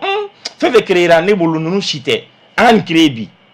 mais a jaabi bɛ kɛ mun ye alors que i ye minnu créer u ka évaluation kɛra mun ye u ye mun kɛ u sera ka mun kɛ u ka kɛwale kɛra mun ye yurugu kɛlɛli la maintenant olu yɛrɛ fɛnɛ ka baara da parce que a yɛrɛ minnu bɛ ka yurugu yɛrɛ kɛlɛ an kan ka se ka t'u fɛnɛ nɔ minɛ u fɛnɛ kan ka ɲininka fɔlɔ baara in bɛ ka kɛ cogo di parce que u fɛnɛ tɛ ka ɲɛfɔli kɛ gɛlɛya in n'o ye koyi baarada kana kɛ de k'a fɔ ne ka impôt ne ka taxe de bɛ kɛ ka baarakɛyɔrɔ mɔgɔw sara mais olu tɛ se ka kuma ne fɛ olu bɛ kɛ subaga de ye, olu bɛ kɛ siran ye fɛn de ye ne ma ni ne ko n bɛ gɛrɛ olu la dɔrɔn ayi sariya de ko u ka baara hakɛ ta u ka baara k'u hakilina kɔnɔ i bɛ cakɛda jumɛn ta bi komi cakɛda ɲɛmɔgɔ b'a jagoya yɛrɛ kan redevabilité kalo ka bɔ parce que olu kɛlɛli taabolo fɔlɔ de ye i bɛ ka fɛn min kɛ ni tɔgɔ la mais e tɛ se k'a ɲɛfɔ ne ye danaya bɛ min danaya tɛ yen e bɛ ka baara dɔ de kɛ ko ne ka lafiya sɔrɔ mais n'o lafiya yɛrɛ sɔrɔli sira tɛ ɲɛfɔ ne ye mais ne bɛ lafiya bɔ min danaya bɛ min pour que danaya ka don baarakɛla n'a ka baarakɛden cɛ fo ɲɛfɔli de ka na u ni ɲɔgɔn cɛ mais ɲɛfɔli de tɛ yen musaka bɛ di u ma don o don a tɛ se k'u ɲininka k'a fɔ musaka in jaabi ye mun ye a wolola mun na i bɛ baarakɛdaw de san kalo 12 baarakɛda bɛ location na a tɛ miiri don si ɲɛmɔgɔ 10 u bɛna ɲɔgɔn falen u tɛ miiri kuma si baarakɛda bɛ ka nin wari min sɔrɔ wari kan ka don mun fɛ an tɛ miiri sa baarakɛda kan ni Mali service da caman na bɛɛ bɛ location de la wa o location ni ka d'u fana ye mais diɲɛ don o don i bɛ ka baara de kɛ résultat bɛ ka produit résultat bɛ ka produit hali k'a da i bɛ baara kɛ yɔrɔ min i kan ka se ka o yɔrɔ kɔni sɔrɔ i yɛrɛ ye mais a ɲɛtaga ye mun ye parce que jamana ɲɛmɔgɔw fana tɛ redevabilité de exiger o kan i ko k'a bɛ kɛlɛ ni mun ye an ka hɔrɔnya ni danbe an k'o cultiver est-ce que o bɛ se ka non mais n'o ma kɛ an ma tila o professeur ye kuma min fɔ k'a fɔ ko maaw y'olu fili kɔfɛ pepu oui fo an ka segin o de ma mɔgɔ tɛ siran bilen k'a fɔ i wari bi na i y'a ta tɛgɛrɛ bɛ fɔ i k'i ye duwawu den oui parce que est-ce que a bɛ fɔ yɔrɔ min na k'i ye duwawu den i ye wari ta est-ce que mɔgɔ bɛ bɔ o ko la bilen oui parce que o yɔrɔ in mais n bɛ professeur ka yɔrɔ in n bɛ o yɔrɔ in parce que ni yɛrɛ fantanya y'i minɛ ka se yɔrɔ la dɔrɔn mɔgɔ bɛ siga i la yɛrɛ oui ni sɛgɛn y'i minɛ t'o yɔrɔ la mɔgɔ la b'a fɔ ko est-ce que karisa danga tɛ karisa bɔ est-ce que danga t'a bɔ maintenant fɛn bɛ min kun n'a yɛrɛ ka miliyɔn di jeliw ma a bɛ taa fɔ de ko fa ka ɲi o ba ka ɲi kuma na taabolo o b'a sɔrɔ a dɔw yɛrɛ ba tun b'u faw kɔli cɛ mais i bɛ mun sɔrɔ ka fɔ o la i tigi a bɛ fɔ de ko hali n'a sɔrɔ minnu ma gɛlɛya y'u ɲɛ la a bɛ fɔ de ko nin ye kalan k'a sen na nin kun bɛ taa an fɛ nin kun bɛ taa an fɛ mais attention an ka ɲɔgɔn bonya jamana in kɔnɔ ko an kana bɛɛ ka ko kɛliw ɲɛɲini k'a dɔn n'i da sera bɛɛ ka ko kɛliw ma i tɛna i yɛrɛ bila dɔwden ni dangaden ko la mais min bɛ ɲɛmɔgɔya min bɛ waleya jamana min bɛ jagoya jamana ɲɛmɔgɔ kan u k'a bila u kunna yuruguyurugu kɛlɛ courage de don fo Asimi ka se courage in dan de la ne b'o fɔ bɛɛ ɲɛna Asimi bɛ se ka kɛ misaliya ɲuman ba alors Asimi ko dɔ kɛ a diyara ne ye ne t'a fɔ n ko a nana a ye an bɔ marabagajuguw bolo n k'o diyara n ye ou bien k'o taabolo ɲuman ye mais a diyara ne ye sira fila par exemple ni maliyɛn tun ye dunko juguya kɛ IBK yɛrɛ tun b'a fɔ a ka kuma bɛɛ la ko n'a ko a bɛ hakilina fɛn ta ko Faransi de y'an bali c'est à dire an ka dunko juguya yɛrɛ tun lié la Faransi la quoi ni min ye sonyɛni kɛ ou bien ni min bɛ fɛ ka ko wɛrɛ kɛ ou bien hali n'a sɔrɔ baara fɛrɛ tɛ min kɔnɔ n'o ɲininkara ko non ko Faransi de y'an bali a fa bɛ don mɔgɔ la bi ka na fɔ an ɲɛna ko baara ɲuman ŋaniya tun bɛ kɔnɔ o bɛ fɛ ka ko dɔ kɛ ko Faransi y'i baliya parce que munna an bɛ hakilina min kɔnɔ bi a fɔra de ko an ka to an yɛrɛ ye an ka kɛ jamanaden ɲuman ye an ka wuli an yɛrɛ la an ka Mali ka fɛn bɛɛ ka se ka k'a yɛrɛ ye an k'an ka indépendance yɔrɔ min na ko Mali kura o Mali kura hukumu kɔnɔ e bɛ se ka i ka mara ko juguya gulo jamana wɛrɛ la wa u y'o hakilina min kɛ ne ko n ko d'accord nin ye ɲɛtaga ye mais ɲɛtaga in tɔ ka jɛ don parce que tant que sanction ne ma tugu yuruguyurugu kɛlɛli la ɲaŋili a da ser'o de ma o c'est à dire tant que mɔgɔninfin dɔ de ma kɛ fo sira de ka kɛ ka wari binnen ka tɛmɛ a kɛrɛfɛ mais tant que o de ma kɛ min t'i ta ye min man ka don don wo min fɛ f'i de k'a dɔn k'a fɔ ni ne ye nin kɛ bi sini bɛɛ sariya tigilamɔgɔ bɛ ne wele mais a bɛ yira an na de k'a fɔ a kɛ foyi t'a la a kɛ mɔgɔ b'i dɛmɛ denmisɛnninw sunɔgɔfitiniw de bɛ taa kaso la koyi minnu bɛ nafolobaw dun i t'olu ye kaso la koyi olu taw bɛ fɔ téléphone na yɛrɛ a bɛ dilan de a bɛ f'i ye de t'i sigi yan i ka jamana hakili i ka mɔgɔw hakili suɲɛ tile 2 an b'i bila i bɛ liberté provisoire i delila ka dɔ segin ne yan a tɛ yen o ne ma deli k'a ye o n ka denmisɛnninya kɔnɔ k'a fɔ de ko dɔ bilara k'a ye liberté provisoire bénéficier k'a bɔra kɛnɛma k'a jamana fɛn dɔ dun k'a tilara k'a ye nanzarakan don liberté provisoire i bilala fɔlɔ i b'a sɔrɔ a dɔw yɛrɛ o ma kiiri o tɛ kiiri yɛrɛ i bɛ minɛ ɲɔni kiiri tigilamɔgɔ ka tila sɛgɛsɛgɛli la ɲɔni instruction ka ban e bɛna liberté provisoire demandé sariya de b'a yamaruya ye mais o provisoire in bɛ kɛ définitif de i tɛ segin ka na tun a dɔw bɛ bɔ tile 2 tile 3 i b'a mɛn ko jamana wɛrɛ kan c'est pour ça ne ko n ko maa o maa bɛ yen k'a ye ministériya kɛ IBK tile la ni Asimi bɛ se a k'a bɛɛ minɛ k'a bɛɛ ɲininka ni n ko k'i minɛ i kana minɛ ka bin i kan dɛ n'i nɔ tɛ ko la alhamdulilayi i ka bila mais n'i nɔ bɛ ko la i ye min dun n'i ka biɲɛ bɛ yen a ka saisi parce que n'u misaliya ma di a kana da hali olu dɔrɔn ma dɛ Asimi fana nana 2020 de koyi 2020 san cɛ o ye san 3 de ani dɔw ye ministériya kɛ o dɔw kɛra a ka ministre ye o an kana kɛlɛ kɛ kunkolo ɲini ye dɛ ka kɛ chasse visée de ye n bɛ nin kunkolo non a fana ka mara in kɔnɔna la dunko juguyaw kɛra parce que 2025 an bɛ ka kule don o don de misaliya fɔlɔfɔlɔ ye min énergie muso m'a fɔ ko carburant an ka musokɔrɔba m'a fɔ ko carburant citerne tununa wa mais hali sini an ma procureur bɔli ɲi k'a fɔ de ko ok kuma in fɔlen dɔrɔn ale kan ka yɛrɛ auto-saisi a kɛra yɔrɔ min na a kan ka yɛrɛ auto-saisi ko dɔw taara ko dɔw bɛ ka ɲininka hali sini an b'o kima mais an tɛ se ka t'o kɔnɔ kutala procureur courage sɔrɔ mais nin tɛ ko kolon ye o nin ko ma daminɛ bi o casier judiciaire ni nationalité carte feereli ko bɛɛ b'a kalama an ye procureur jumɛn c'est pour ça ne ko n ko courage corruption kɛlɛli ye courage dan de ye galabu don dɛ courage dan de don courage min fɛnɛ don a courage kɔnɔ i bɛ nin i fa bɛ nin i ba bɛ nin parce que n'i sera min ma o bɛ ka mɔgɔ minnu balo kɛrɛfɛ a bɛ n'a fɔ cybercriminalité bɛ ka kɛlɛ cogo Mali kɔnɔ ni min kumana réseau kan ka tɛgɛ kɛ o la est-ce que ni yuruguyurugu fana ta kɛra ten dɔ tɛ bɔ a la n'a kɛra ten camanba de bɛ bɔ a la camanba de bɛ bɔ a la parce que tant que misali ma kɛ ni sanction ye ka sanction kɛ ka kow dafa an bɛ to nin la sunjuru taara sunjuru nana Asimi b'a dilan ka bila n'a ye kɔ don wala ni mɔgɔ wɛrɛ min nana Asimi kɔfɛ taabolo kelen bɛ se ka na nɔ professeur min ye maaw dabali ban kosɛbɛ ni furanjɛlafan in kɔnɔ maaw ye kibaruyaw mɛn k'a fɔ jaja miliyari caman de tununa mɔgɔw tun t'a kalama a kɛra sababu ye ministre caman minɛnen bɛ bi dossier procureur min bɛ cour suprême tɔgɔra Mamadu Timbo ni bɛ se k'a tɔgɔ fɔ yan kɔsa in na a bɔra ka dossier ba damadɔ fɔ minnu kun dogolen bɛ mɔgɔw la k'a fɔ ko dɔwɛrɛ tɛ dɛ ko suɲɛni yɛrɛ de kɛra o dossier ninnu kun kɔrɔ professeur ka jamana kɛ nin cogoya la ta est-ce que maliyɛnw b'u ka jamana ko yɛrɛ kalama fɔlɔ non maliyɛn tɛ jamana ko parce que ni procureur ma bɔ ka nin fɔ mɔgɔw t'a kalama en fait n y'o de f'i ɲɛna n ko Mali problème fɔlɔ o ye fɔlɔfɔlɔ mɔgɔw kun denw tɛ taa école la mais kɔsa in na u nana fɔ ko denmisɛnnin bɛ ka taa école la on a vulgarisé l'école kabini Prodac wagati donc bɛɛ den bɛ taa école la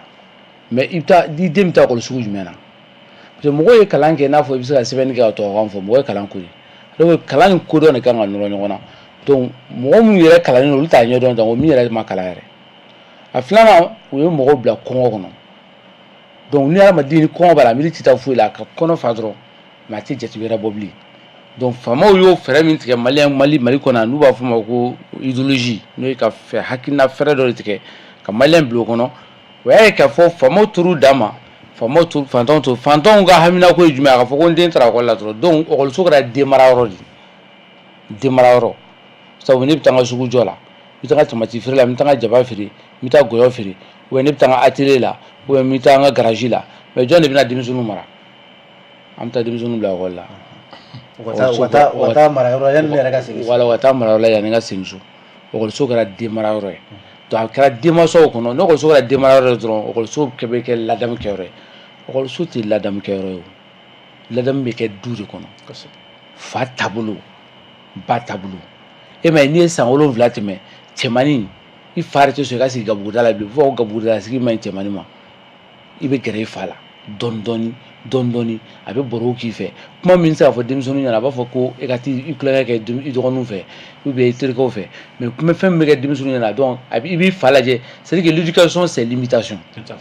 i b'i fa lajɛ a bɛ ko minnu kɛ i b'a jateminɛ mɔgɔ caman bɛ yen hali u fa kumacogo u fa tagamacogo u fa filɛlikɛcogo u fa yɛlɛcogo u b'a bɛɛ ladege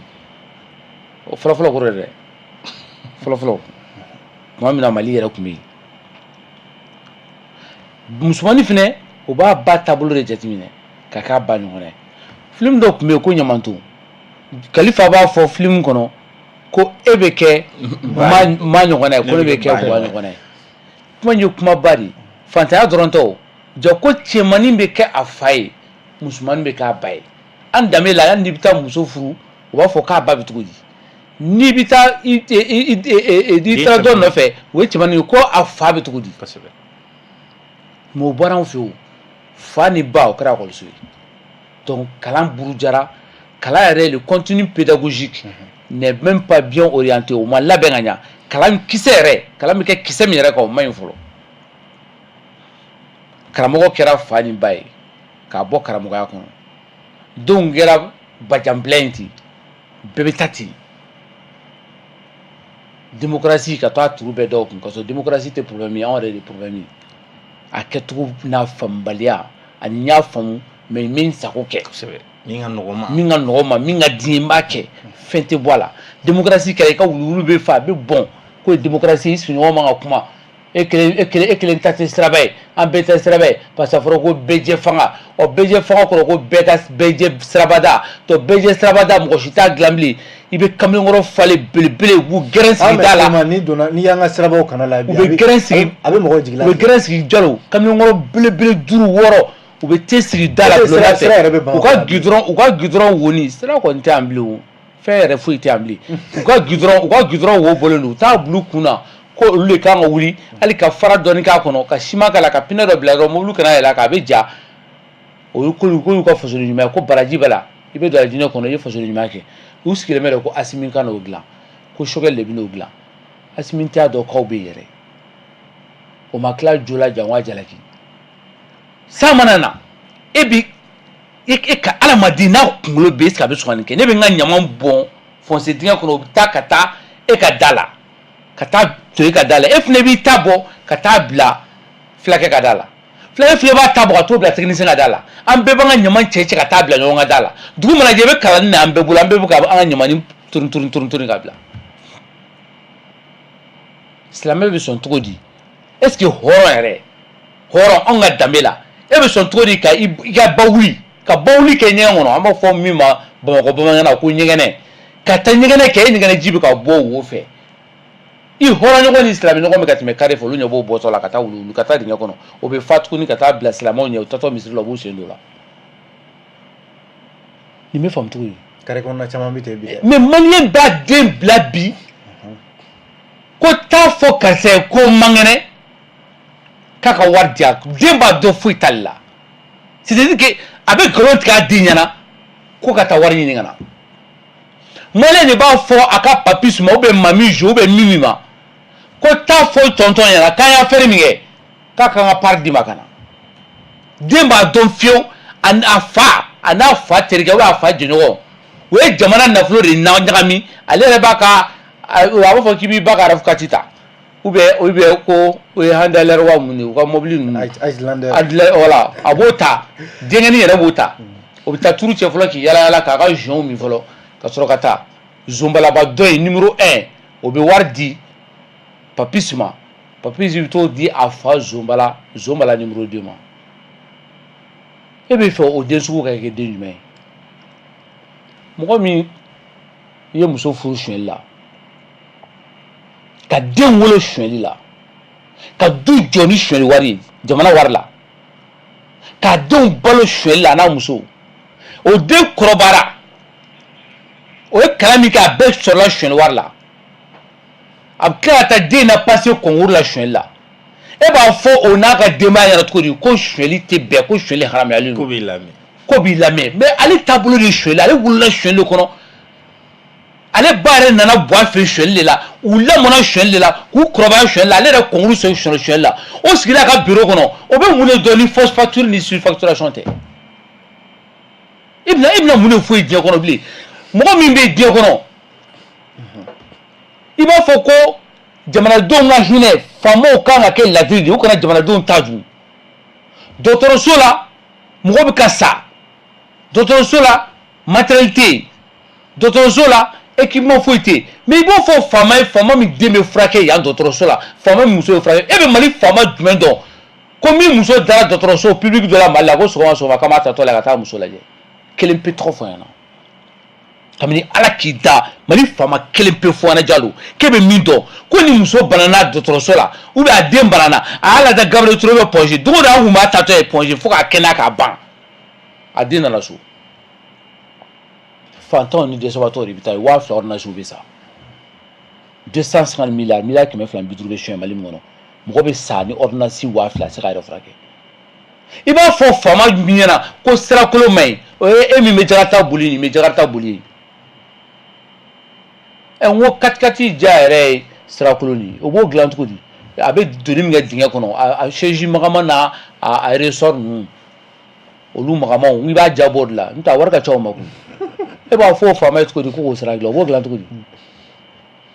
e b'a fɔ faama min ye ko courant tigɛra an sɛgɛnnen don mais taa Mali faama dɔ fɛ su in na ni min bɛ ka si dibi la bilahi n bɛ Mali ko kuma dabila mali fama kelen tɔgɔ fɛ ko kuran tigɛlen filɛ sisan ko a bɛ ka si dibi la fifa ma wala a bɛ ka yɛrɛ fifa bilahi ne tileba bɛ mali ko kuma haram groupe de b'a bɛɛ ka so panneau de b'u bɛɛ ka so fantɔn de bɛ kuran tigɛ la énergie du Mali dungo juguya min kɛ ani mali faamaw ye énergie du Mali wari dungo juguya min kɛ mali fantɔn de b'a kɔlɔlɔ kɔnɔ faamaw dalen b'u ka so climatiseur jukɔrɔ groupe bɛ ka marcher jamana min b'o taabolo la n'i ko k'i bɛ suɲɛli dabila fantɔn de b'a kɛlɛ kɛ jamana min b'o taabolo la n'i ko k'o suɲɛli dabila ye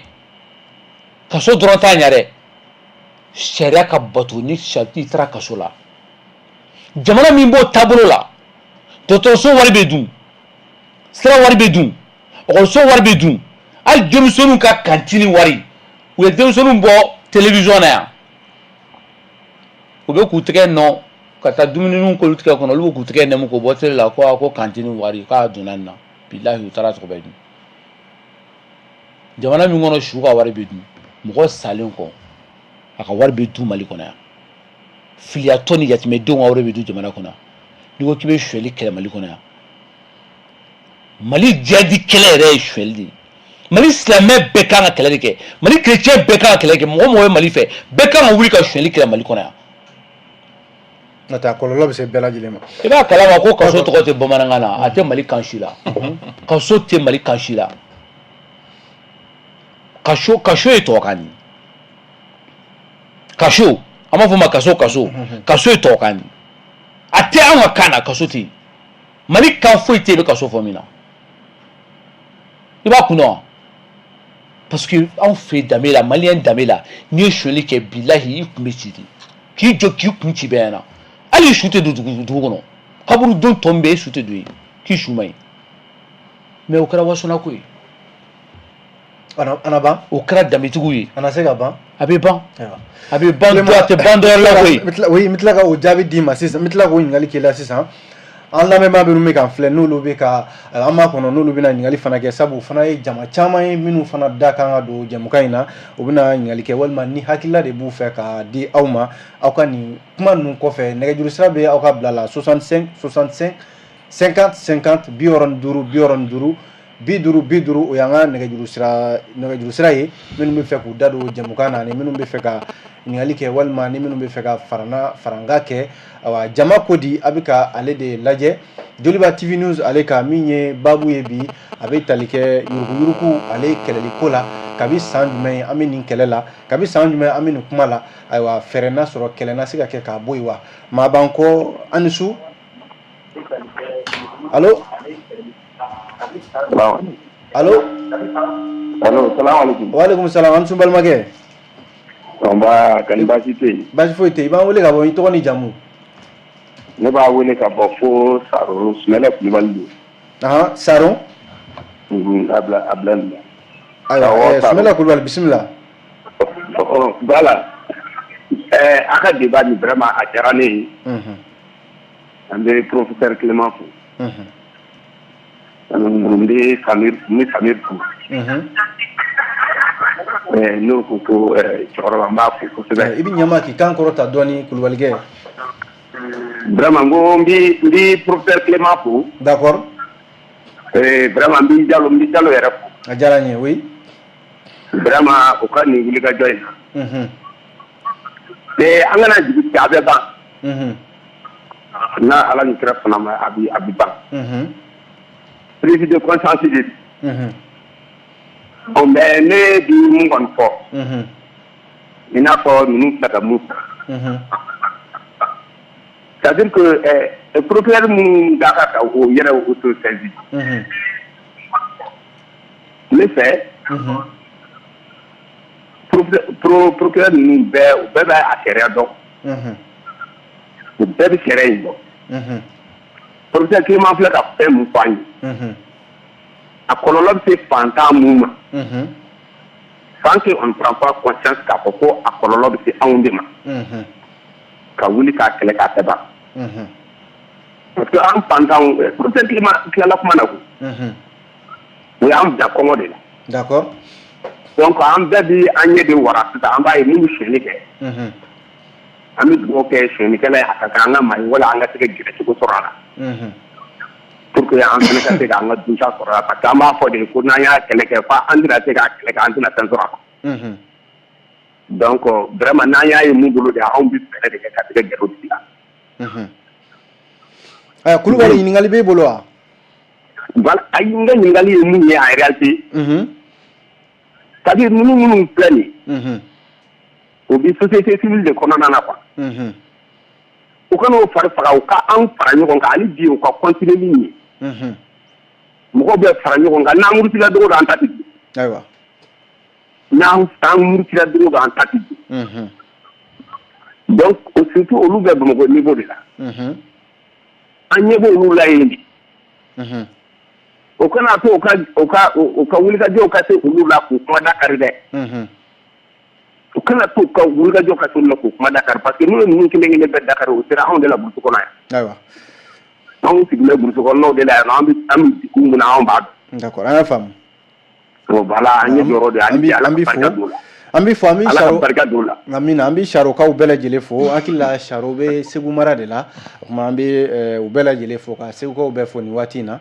nɛgɛjuru sira b'aw ka bila la 65 65 50 50 a bɛ ka jama kodi jamukan lajɛ min ye baabu ye o ye yuruguyurugu kɛlɛli an b'o de ka bi allo Ansu somɔgɔw bɛ di i b'an wele ka bɔ min Yirimajɔ i tɔgɔ ni jamu Sanogo bisimila i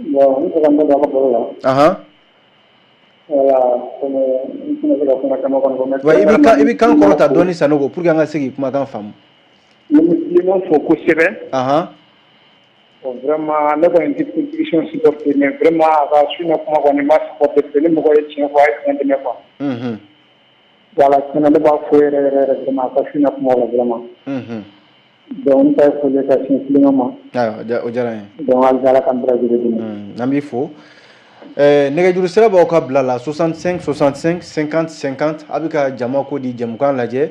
Joliba TV News ani radio Joliba ka an bɛ ka baabu min kuma kɛ bi o yuruguyurugu kɛlɛli ye allo Jalo naam Adama Tarawele don Adama i ni fama dɔɔni kɔri baasi t'i la baasi foyi tɛ an bɛ Ala tanu kosɛbɛ anba i bisimila an b'i fo k'an balimakɛ fo k'i balimakɛ yɛrɛ fo Jalo ani Musa a diyara bɛɛ lajɛlen mais i b'a dɔn fɛ Jalo an ka yan système ninnu mɔgɔ caman b'a ye ko justice de kan ka yuruguyurugu kɛlɛ et pourtant Mali kelen kɔnɔ yan Zumana Sakɔ y'a exemple yira bɛɛ la ko ministère de l'économie et de finance k'o de bɛ se ka yuruguyurugu kɛlɛ i bɛ service fɛn fɛn ye i bɛ taa sɔrɔ ni service ninnu bɛɛ la comptable b'a la ou bien DAF bɛ service ninnu na kalo kɔnɔ wari min dilen don service ma ka baara min kɛ o dɔnnen don service ye sɔrɔ min kɛ kalo kɔnɔ o dɔnnen don service kan ka dépense min kɛ kalo kɔnɔ n b'a jigiya o fana kan ka dɔn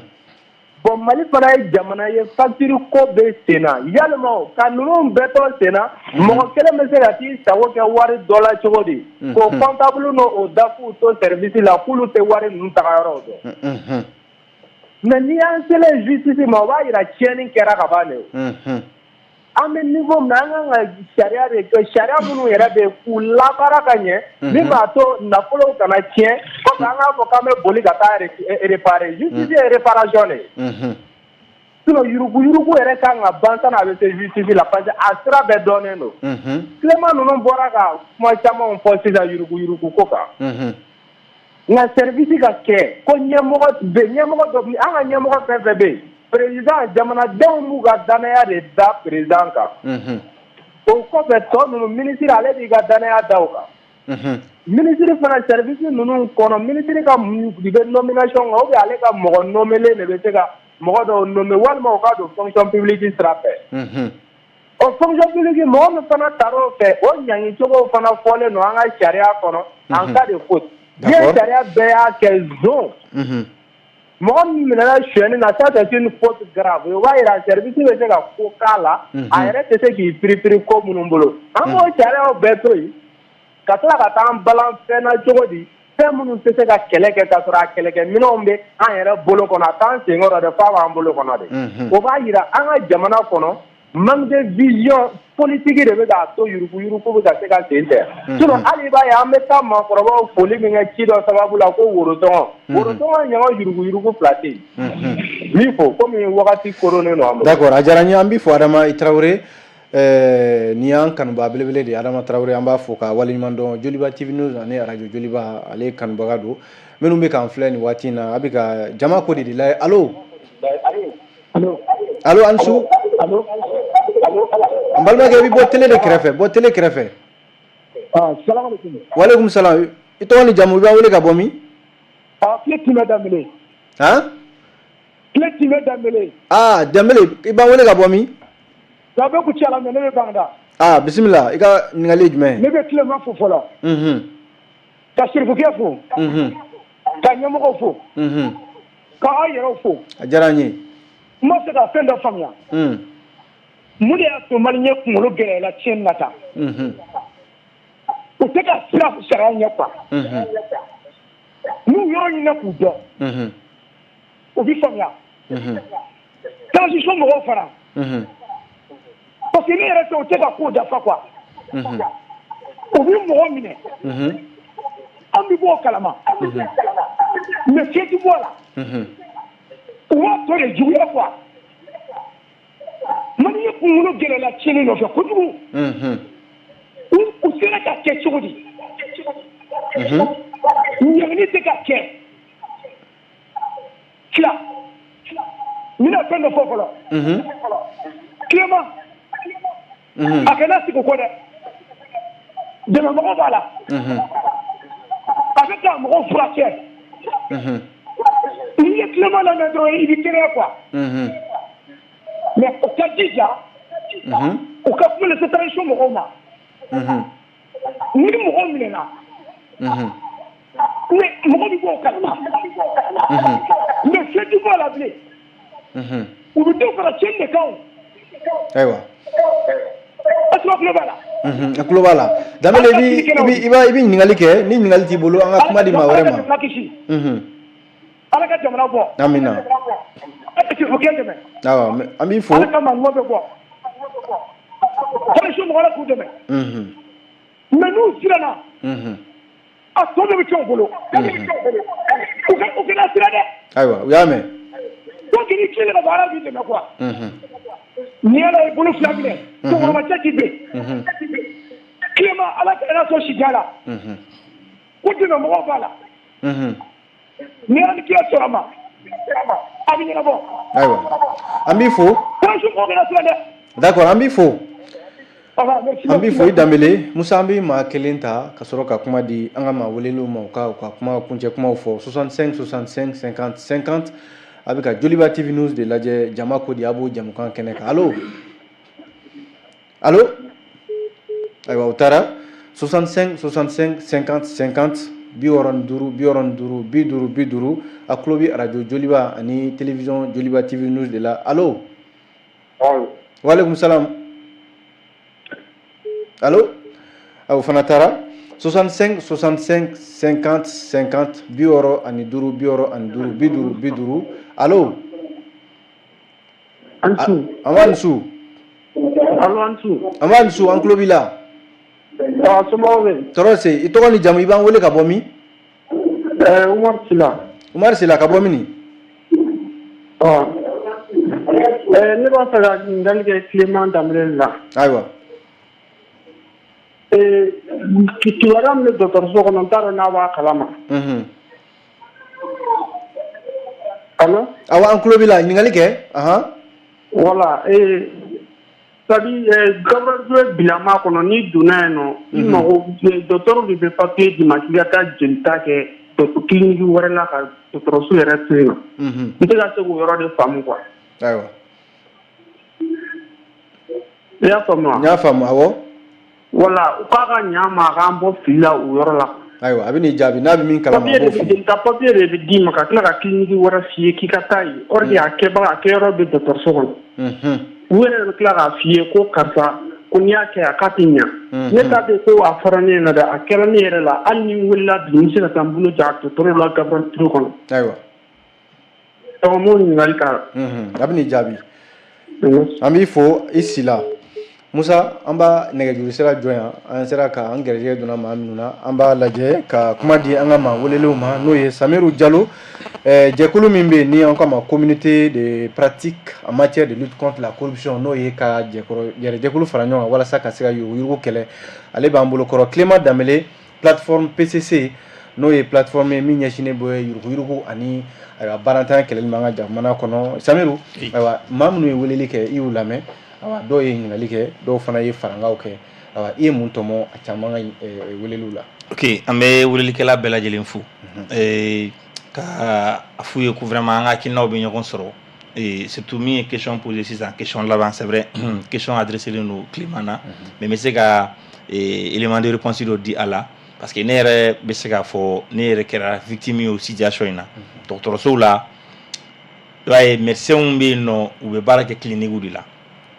O ni clinique de kelen don ka bɛnkanw sɔrɔ bɛnkan minnu don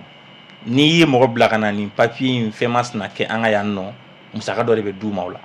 donc ne balimakɛ i kelen tɛ ne yɛrɛ ka cɛkɔrɔba Ala ka hinɛ a la ka to bana la Pongini Gabriel Touré an ye nin bɛɛ kɛ ne yɛrɛ min bɛ ka kuma ne yɛrɛ y'a ka ye u b'a f'i ye taa nin fɛn masina kɛ nin yɔrɔ in na u bɛ hakilina min f'i ye Clément y'a détaillé ko ye u b'a f'i ye dɔgɔtɔrɔso ta an ma da la olu yɛrɛ bɛ ka baara kɛ dɔgɔtɔrɔso min na n'u bɛ ordonnance u bɛ papier d'i ma dɔgɔtɔrɔso la a ka Gabriel Touré a kɛra Pongi a kɛra hôpital du Mali u b'a yir'i la a min bɛ kɛ an fɛ yan an ma da la taa kɛ nin yɔrɔ masina la kun wɛrɛ t'a la koyi yuruguyurugu kelen in de don i bɛ taa k'o yɔrɔ min na dɛ n'a sera yen nɔ olu de b'a fɔ ok ne de ye karimasina bila ka taga kalo mana sa u bɛ t'o musaka fara ɲɔgɔn kan k'o bila o kun suyɛnni c'est à dire suyɛnni kɛnɛkanta c'est à dire a bɔra kɛnɛkanta yɛrɛ la quoi n'a tɛna kɛ binkani yɛrɛ wa n'i ma taa kɛ yen nɔ i ka banabaatɔ a t'a maga la dɛ n'i ma taa ko a yɔrɔ min fɔ n'i ma taa kɛ yen nɔ a tɛ maga la hali n'a sɔrɔ clinique bɛ dɔnbaga bolo ni yɔrɔ bɛ dɔnbaga dɔ bolo n'i y'o fɔ i b'a sɔrɔ a yɔrɔ min fɔ e bɛ taa kɛ yɔrɔ min a bɛɛ fɛn suguya kelen a b'a f'i ye ayi ne yɔrɔ min f'i ye taa kɛ yen nɔ wa dɔw bɛ dɔw yɛrɛ la n'i bɔra i bɛ taa ale mɔgɔ kelen de sɔrɔ yɔrɔ kelen de la a bɛ taa ɲɔgɔn kunbɛn yɔrɔ kelen de la dɔw yɛrɛ b'a f'i ye banabaatɔ ta an ka ɲɔgɔn sɔrɔ nin yɔrɔ masina la i bɛ bɔ dɔrɔn o y'a f'i ye taa ni banabaatɔ nin yɔrɔ in na i bɛ bɔ i bɛ taa ale médecin kelen sɔrɔ yɔrɔ kelen in na yen nɔ donc n'an donna dɔgɔtɔrɔw ka domaine corruption kɔnɔ o yɛrɛ o bɛ se ka k'a damana babu o y'a damasigi yɛrɛ o y'a damasigi ye parce que dɔgɔtɔrɔso in bɛɛ bɛ grève la bi dɔgɔtɔrɔw bɛ k'u ka hakilina ɲini mais dɔgɔtɔrɔw fana kan ka dɔn k'a fɔ minnu bɛ taga kɛnɛya ɲini ka o la n'a k'u ma ko patient parce que n'i sera i tɔgɔ de ko patient maa min b'i muɲu mais i b'i muɲu ka se fo yɔrɔ jumɛn de la degun b'i kan ou bien degun b'i ka mɔgɔ kan est ce que o fana bɛ ka miiri o la wa n m'a fɔ k'u kan'u ka kɛlɛ kɛ dɛ u k'u ka kɛlɛ kɛ mais o fana k'a dɔn bunahadamaden minnu bɛ s'u ma maa si sagolabagatɔ si dɔgɔtɔrɔso la a sija maa si k'i bɛ se yen nɔ donc o y'a dama babu ye an tɛna baro sigi o kan bi maintenant ɲininkali minnu kɛra caman ye farangali ye min ko yuruguyurugu n bɛ sɔn a ka kuma in ma effectivement justice bɛ na yuruguyurugu kɛlɛli jɔyɔrɔ laban de la ni n'a ko yɛrɛ dɛsɛ kɛra la pewu très bien mais Clément tun y'a fɔ a ka kuma daminɛ la n yɛrɛ da kun sera a ma ko an kana yuruguyurugu kɛlɛ kɛ de k'a ka dun an ka sɔrɔ ka kɛlɛ kɛ an ka kɛ a priori de ye quoi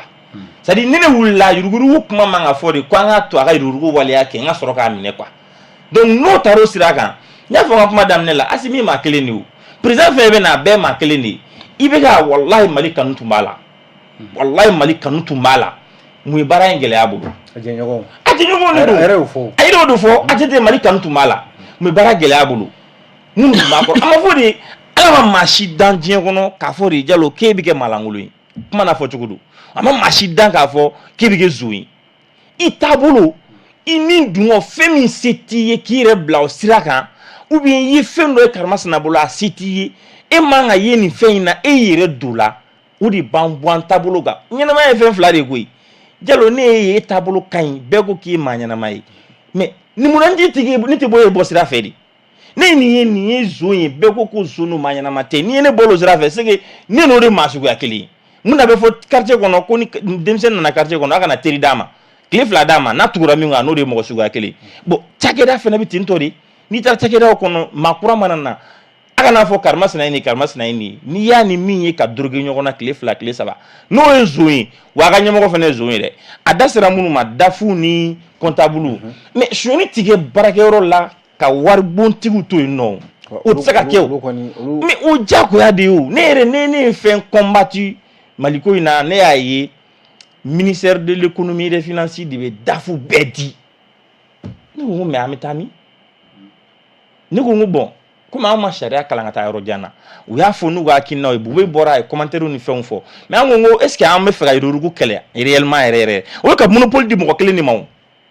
i b'o yurugu i bɛ tila o kɛlɛli la i b'a sɔrɔ a fɛn bɛɛ bɛ bɔ ale de ka hakilina la Boubou Cissé mun de bɛ yen c'est l'homme le puissant a kun ka girin hali ni IBK ye mais a bɛ yɔrɔ min bi a bɛ yɔrɔ jumɛn bi a bɛ ni san 2 kɛ nin yɔrɔ in na ni nin fanga banna tile 2 tile 3 a bɛ segin ka na u ye fɛn minnu dun u bɛ segin ka na u bɛ fɔli de ma a bɛ fɔli de ma ko duwawu a fɔr'u ma yɛrɛ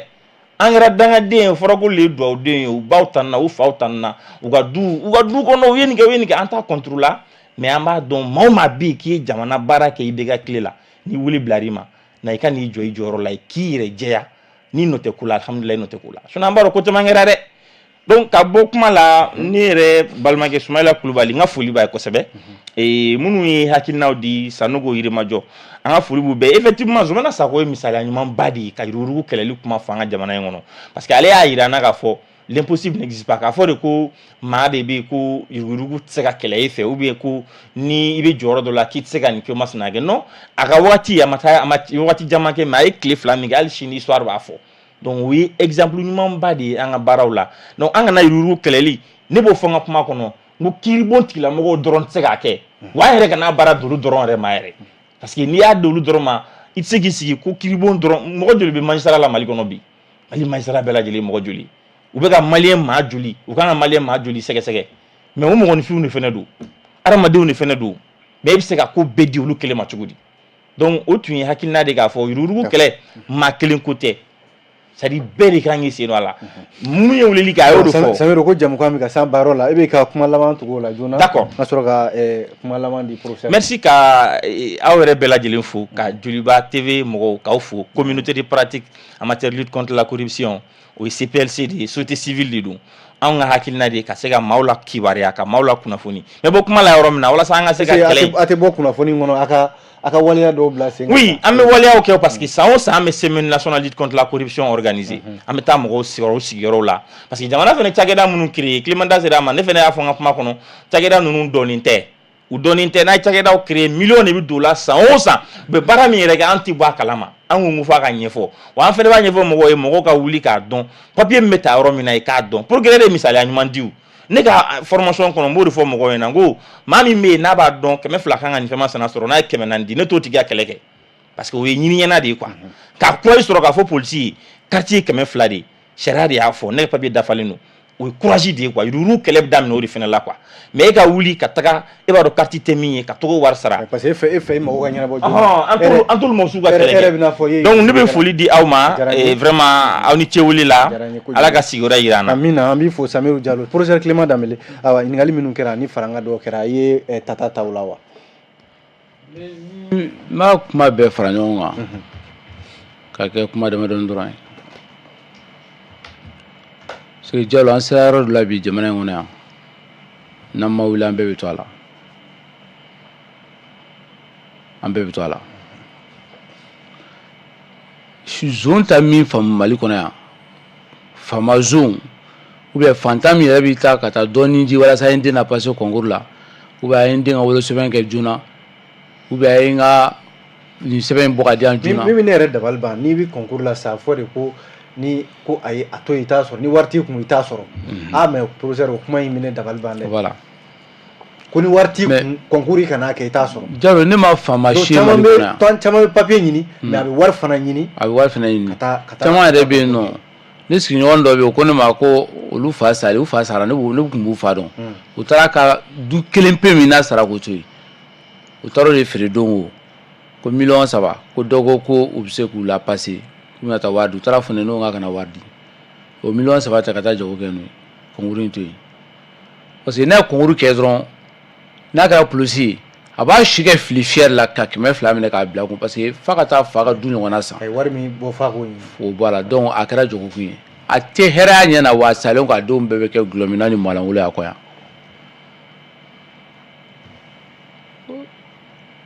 i b'a dɔn an bɛ dibi min na sisan kurantigɛ ko in Bamakɔ yan an k'o ta Moti nka o kuran bɛ ka tigɛ mais e b'a kalama k'a fɔ ko mais jamana ye kabako ye dɛ bɛɛ b'a la ko Asimi a fo saya o de fɔ wa bɛɛ ko ka ma Asimi fɛ Asimi ye miliyari 6 ani miliyɔn 200 ta miliyɔn 600 ani 200 Jalo ko di dɔw fɛnɛ ma ko ka taa groupe 27 sa ko kana o bila Professeur n'an bɛ don o bɛɛ la waati b'an ta an tɛgɛ ma n bɛ fɛ ka kuma surunya olu y'o wari dun kɔrɔ ko hali sisan zone ja gɛlɛyara président yɛrɛ la u bɛ président yɛrɛ ka wari dun jamanadenw ka wari min bɛ président bolo u b'o dun président yɛrɛ wari min ka kuma la surunya dɔrɔn ni n bɛ se ka weleweleda kɛ ni bɛ n permettre ni kalo tile 17 jumadon kalo tile 17 an ye wele bila malien bɛɛ lajɛlen ma an bɛɛ ka ɲɔgɔn sɔrɔ Bolibana Bamakɔkura boulevard ba sanfɛ suɲɛli ni yuruguyurugu ni namara kurantigɛ min bɛ jamana kɔnɔ ka taa yira Mali faamaw la ka fɔ an sɛgɛnna an tɔɔrɔla u ka fɛɛrɛ ɲini a la an tɛ taa nɛni kɛ kɛlɛ tɛ wɔyɔ tɛ mais an ka hakɛ min ye fantanw ka hakɛ min ye faamaw k'a dɔn k'a fɔ ko an bɛ tɔɔrɔ min na wele bilala malien bɛɛ ma mɔgɔw bɛ Mali fɛ mɔgɔw bɛ transition fɛ mɔgɔ bɛ tiɲɛ fɛ n'i ye silamɛ le 17 novembre kalo tile 17 jumadon selifana seli kuma an ka ɲɔgɔn sɔrɔ boulevard sanfɛ ka taa an ka ŋanaya yira ni suɲɛli ma ban Mali kɔnɔ an tɛ foyi kɛ jamana kɔnɔ ko min bɛ ɲɛ an n'a ye Kidali minɛ ka miliyari don Kidali la bilahi don dɔ la i b'a fɔ ko tile m'a f'i ye ni suɲɛli ma ban jogo ka ɲɛ don dɔ la i b'a fɔ ko kuma k'an y'a minɛ k'a tilara an na tuguni Ala k'an kisi o ma o la jamanaden bɛɛ ka wuli an bɛɛ ka bɔ yen ko kɔnɔkulu an ka faamaw k'a dɔn sa ko suɲɛli sera yɔrɔ dɔ la k'a sera a dan na an k'an ka faamaw ja gɛlɛya yuruguyurugu kɛlɛ la n'o tɛ hali a sera yɔrɔ dɔ la walahi u filɛ ka Asimi yɛrɛ gosi ka dɔ minɛ o fɛnɛ na foyi ma bɔ a la n'u tɛmɛna nin kan u bɛ kuluba feere u ye Asimi yɛrɛ dribble koyi o fɛnɛ miliyari 6 ni miliyɔn 200 ta ka dun u y'o dun wa foyi k'u taara cɛ ɲininka k'a ko n'a ye temps sɔrɔ k'a bɛ taa groupe ɲɔgɔnna dɔ ye ne ɲɛna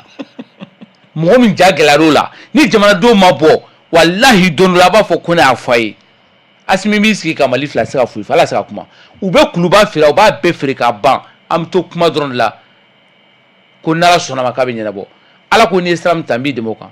kalo tile 17 malien bɛɛ ka bɔ an ka ɲɔgɔn sɔrɔ boulevard sanfɛ hakili la welewele da kan mɛnna Clément Dambila an b'i fo min bɛ tali kɛ PCC plateforme de lutte contre la corruption et le chômage et o ɲɛmɔgɔ ye Samiru Jalo awa min ye jɛkulu min fana sigilen bɛ ka se ka yuruguyurugu kɛlɛ n'o ye communauté de pratique en matière de lutte contre la corruption an balimaw minnu tun b'an bolo kɔrɔ bi ka se ka kuma baabu kan n'o ye yuruguyurugu kɛlɛli ye yalima a na se ka kɛlɛ wa an kɔni ye ayiwa an kumana kosɛbɛ maaw ye faamuya sɔrɔ a la ayiwa hakili la baara na kɛ ni nin ye jamana ɲɛmɔgɔw fana na baara kɛ ni nin ye an bɛ bɛɛ fo ka bɛɛ waleɲuman dɔn minnu tun bɛ k'an filɛ Joliba TV News ale kan minnu tun bɛ ka radio Joliba fana lamɛn Bamakɔ Segu Sikaso ani bɔlɔlɔw sanfɛla an b'aw bɛɛ fo ne yɛrɛ tɔgɔ Amadu Jalo Musa Sanogo bolo tun bɛ nɛgɛ karafe la radio fan fɛ Lamine Kulubali Morlaye Touré ka taa se Musa Haidara ma olu de tun bɛ ka jaw fili Joliba TV News ale sanfɛla la an balimaw jama ko de bɛ sonsoro yan o kuma an b'a fɔ a k'an bɛn a ɲɔgɔnna wɛrɛ ma ni Ala sɔnna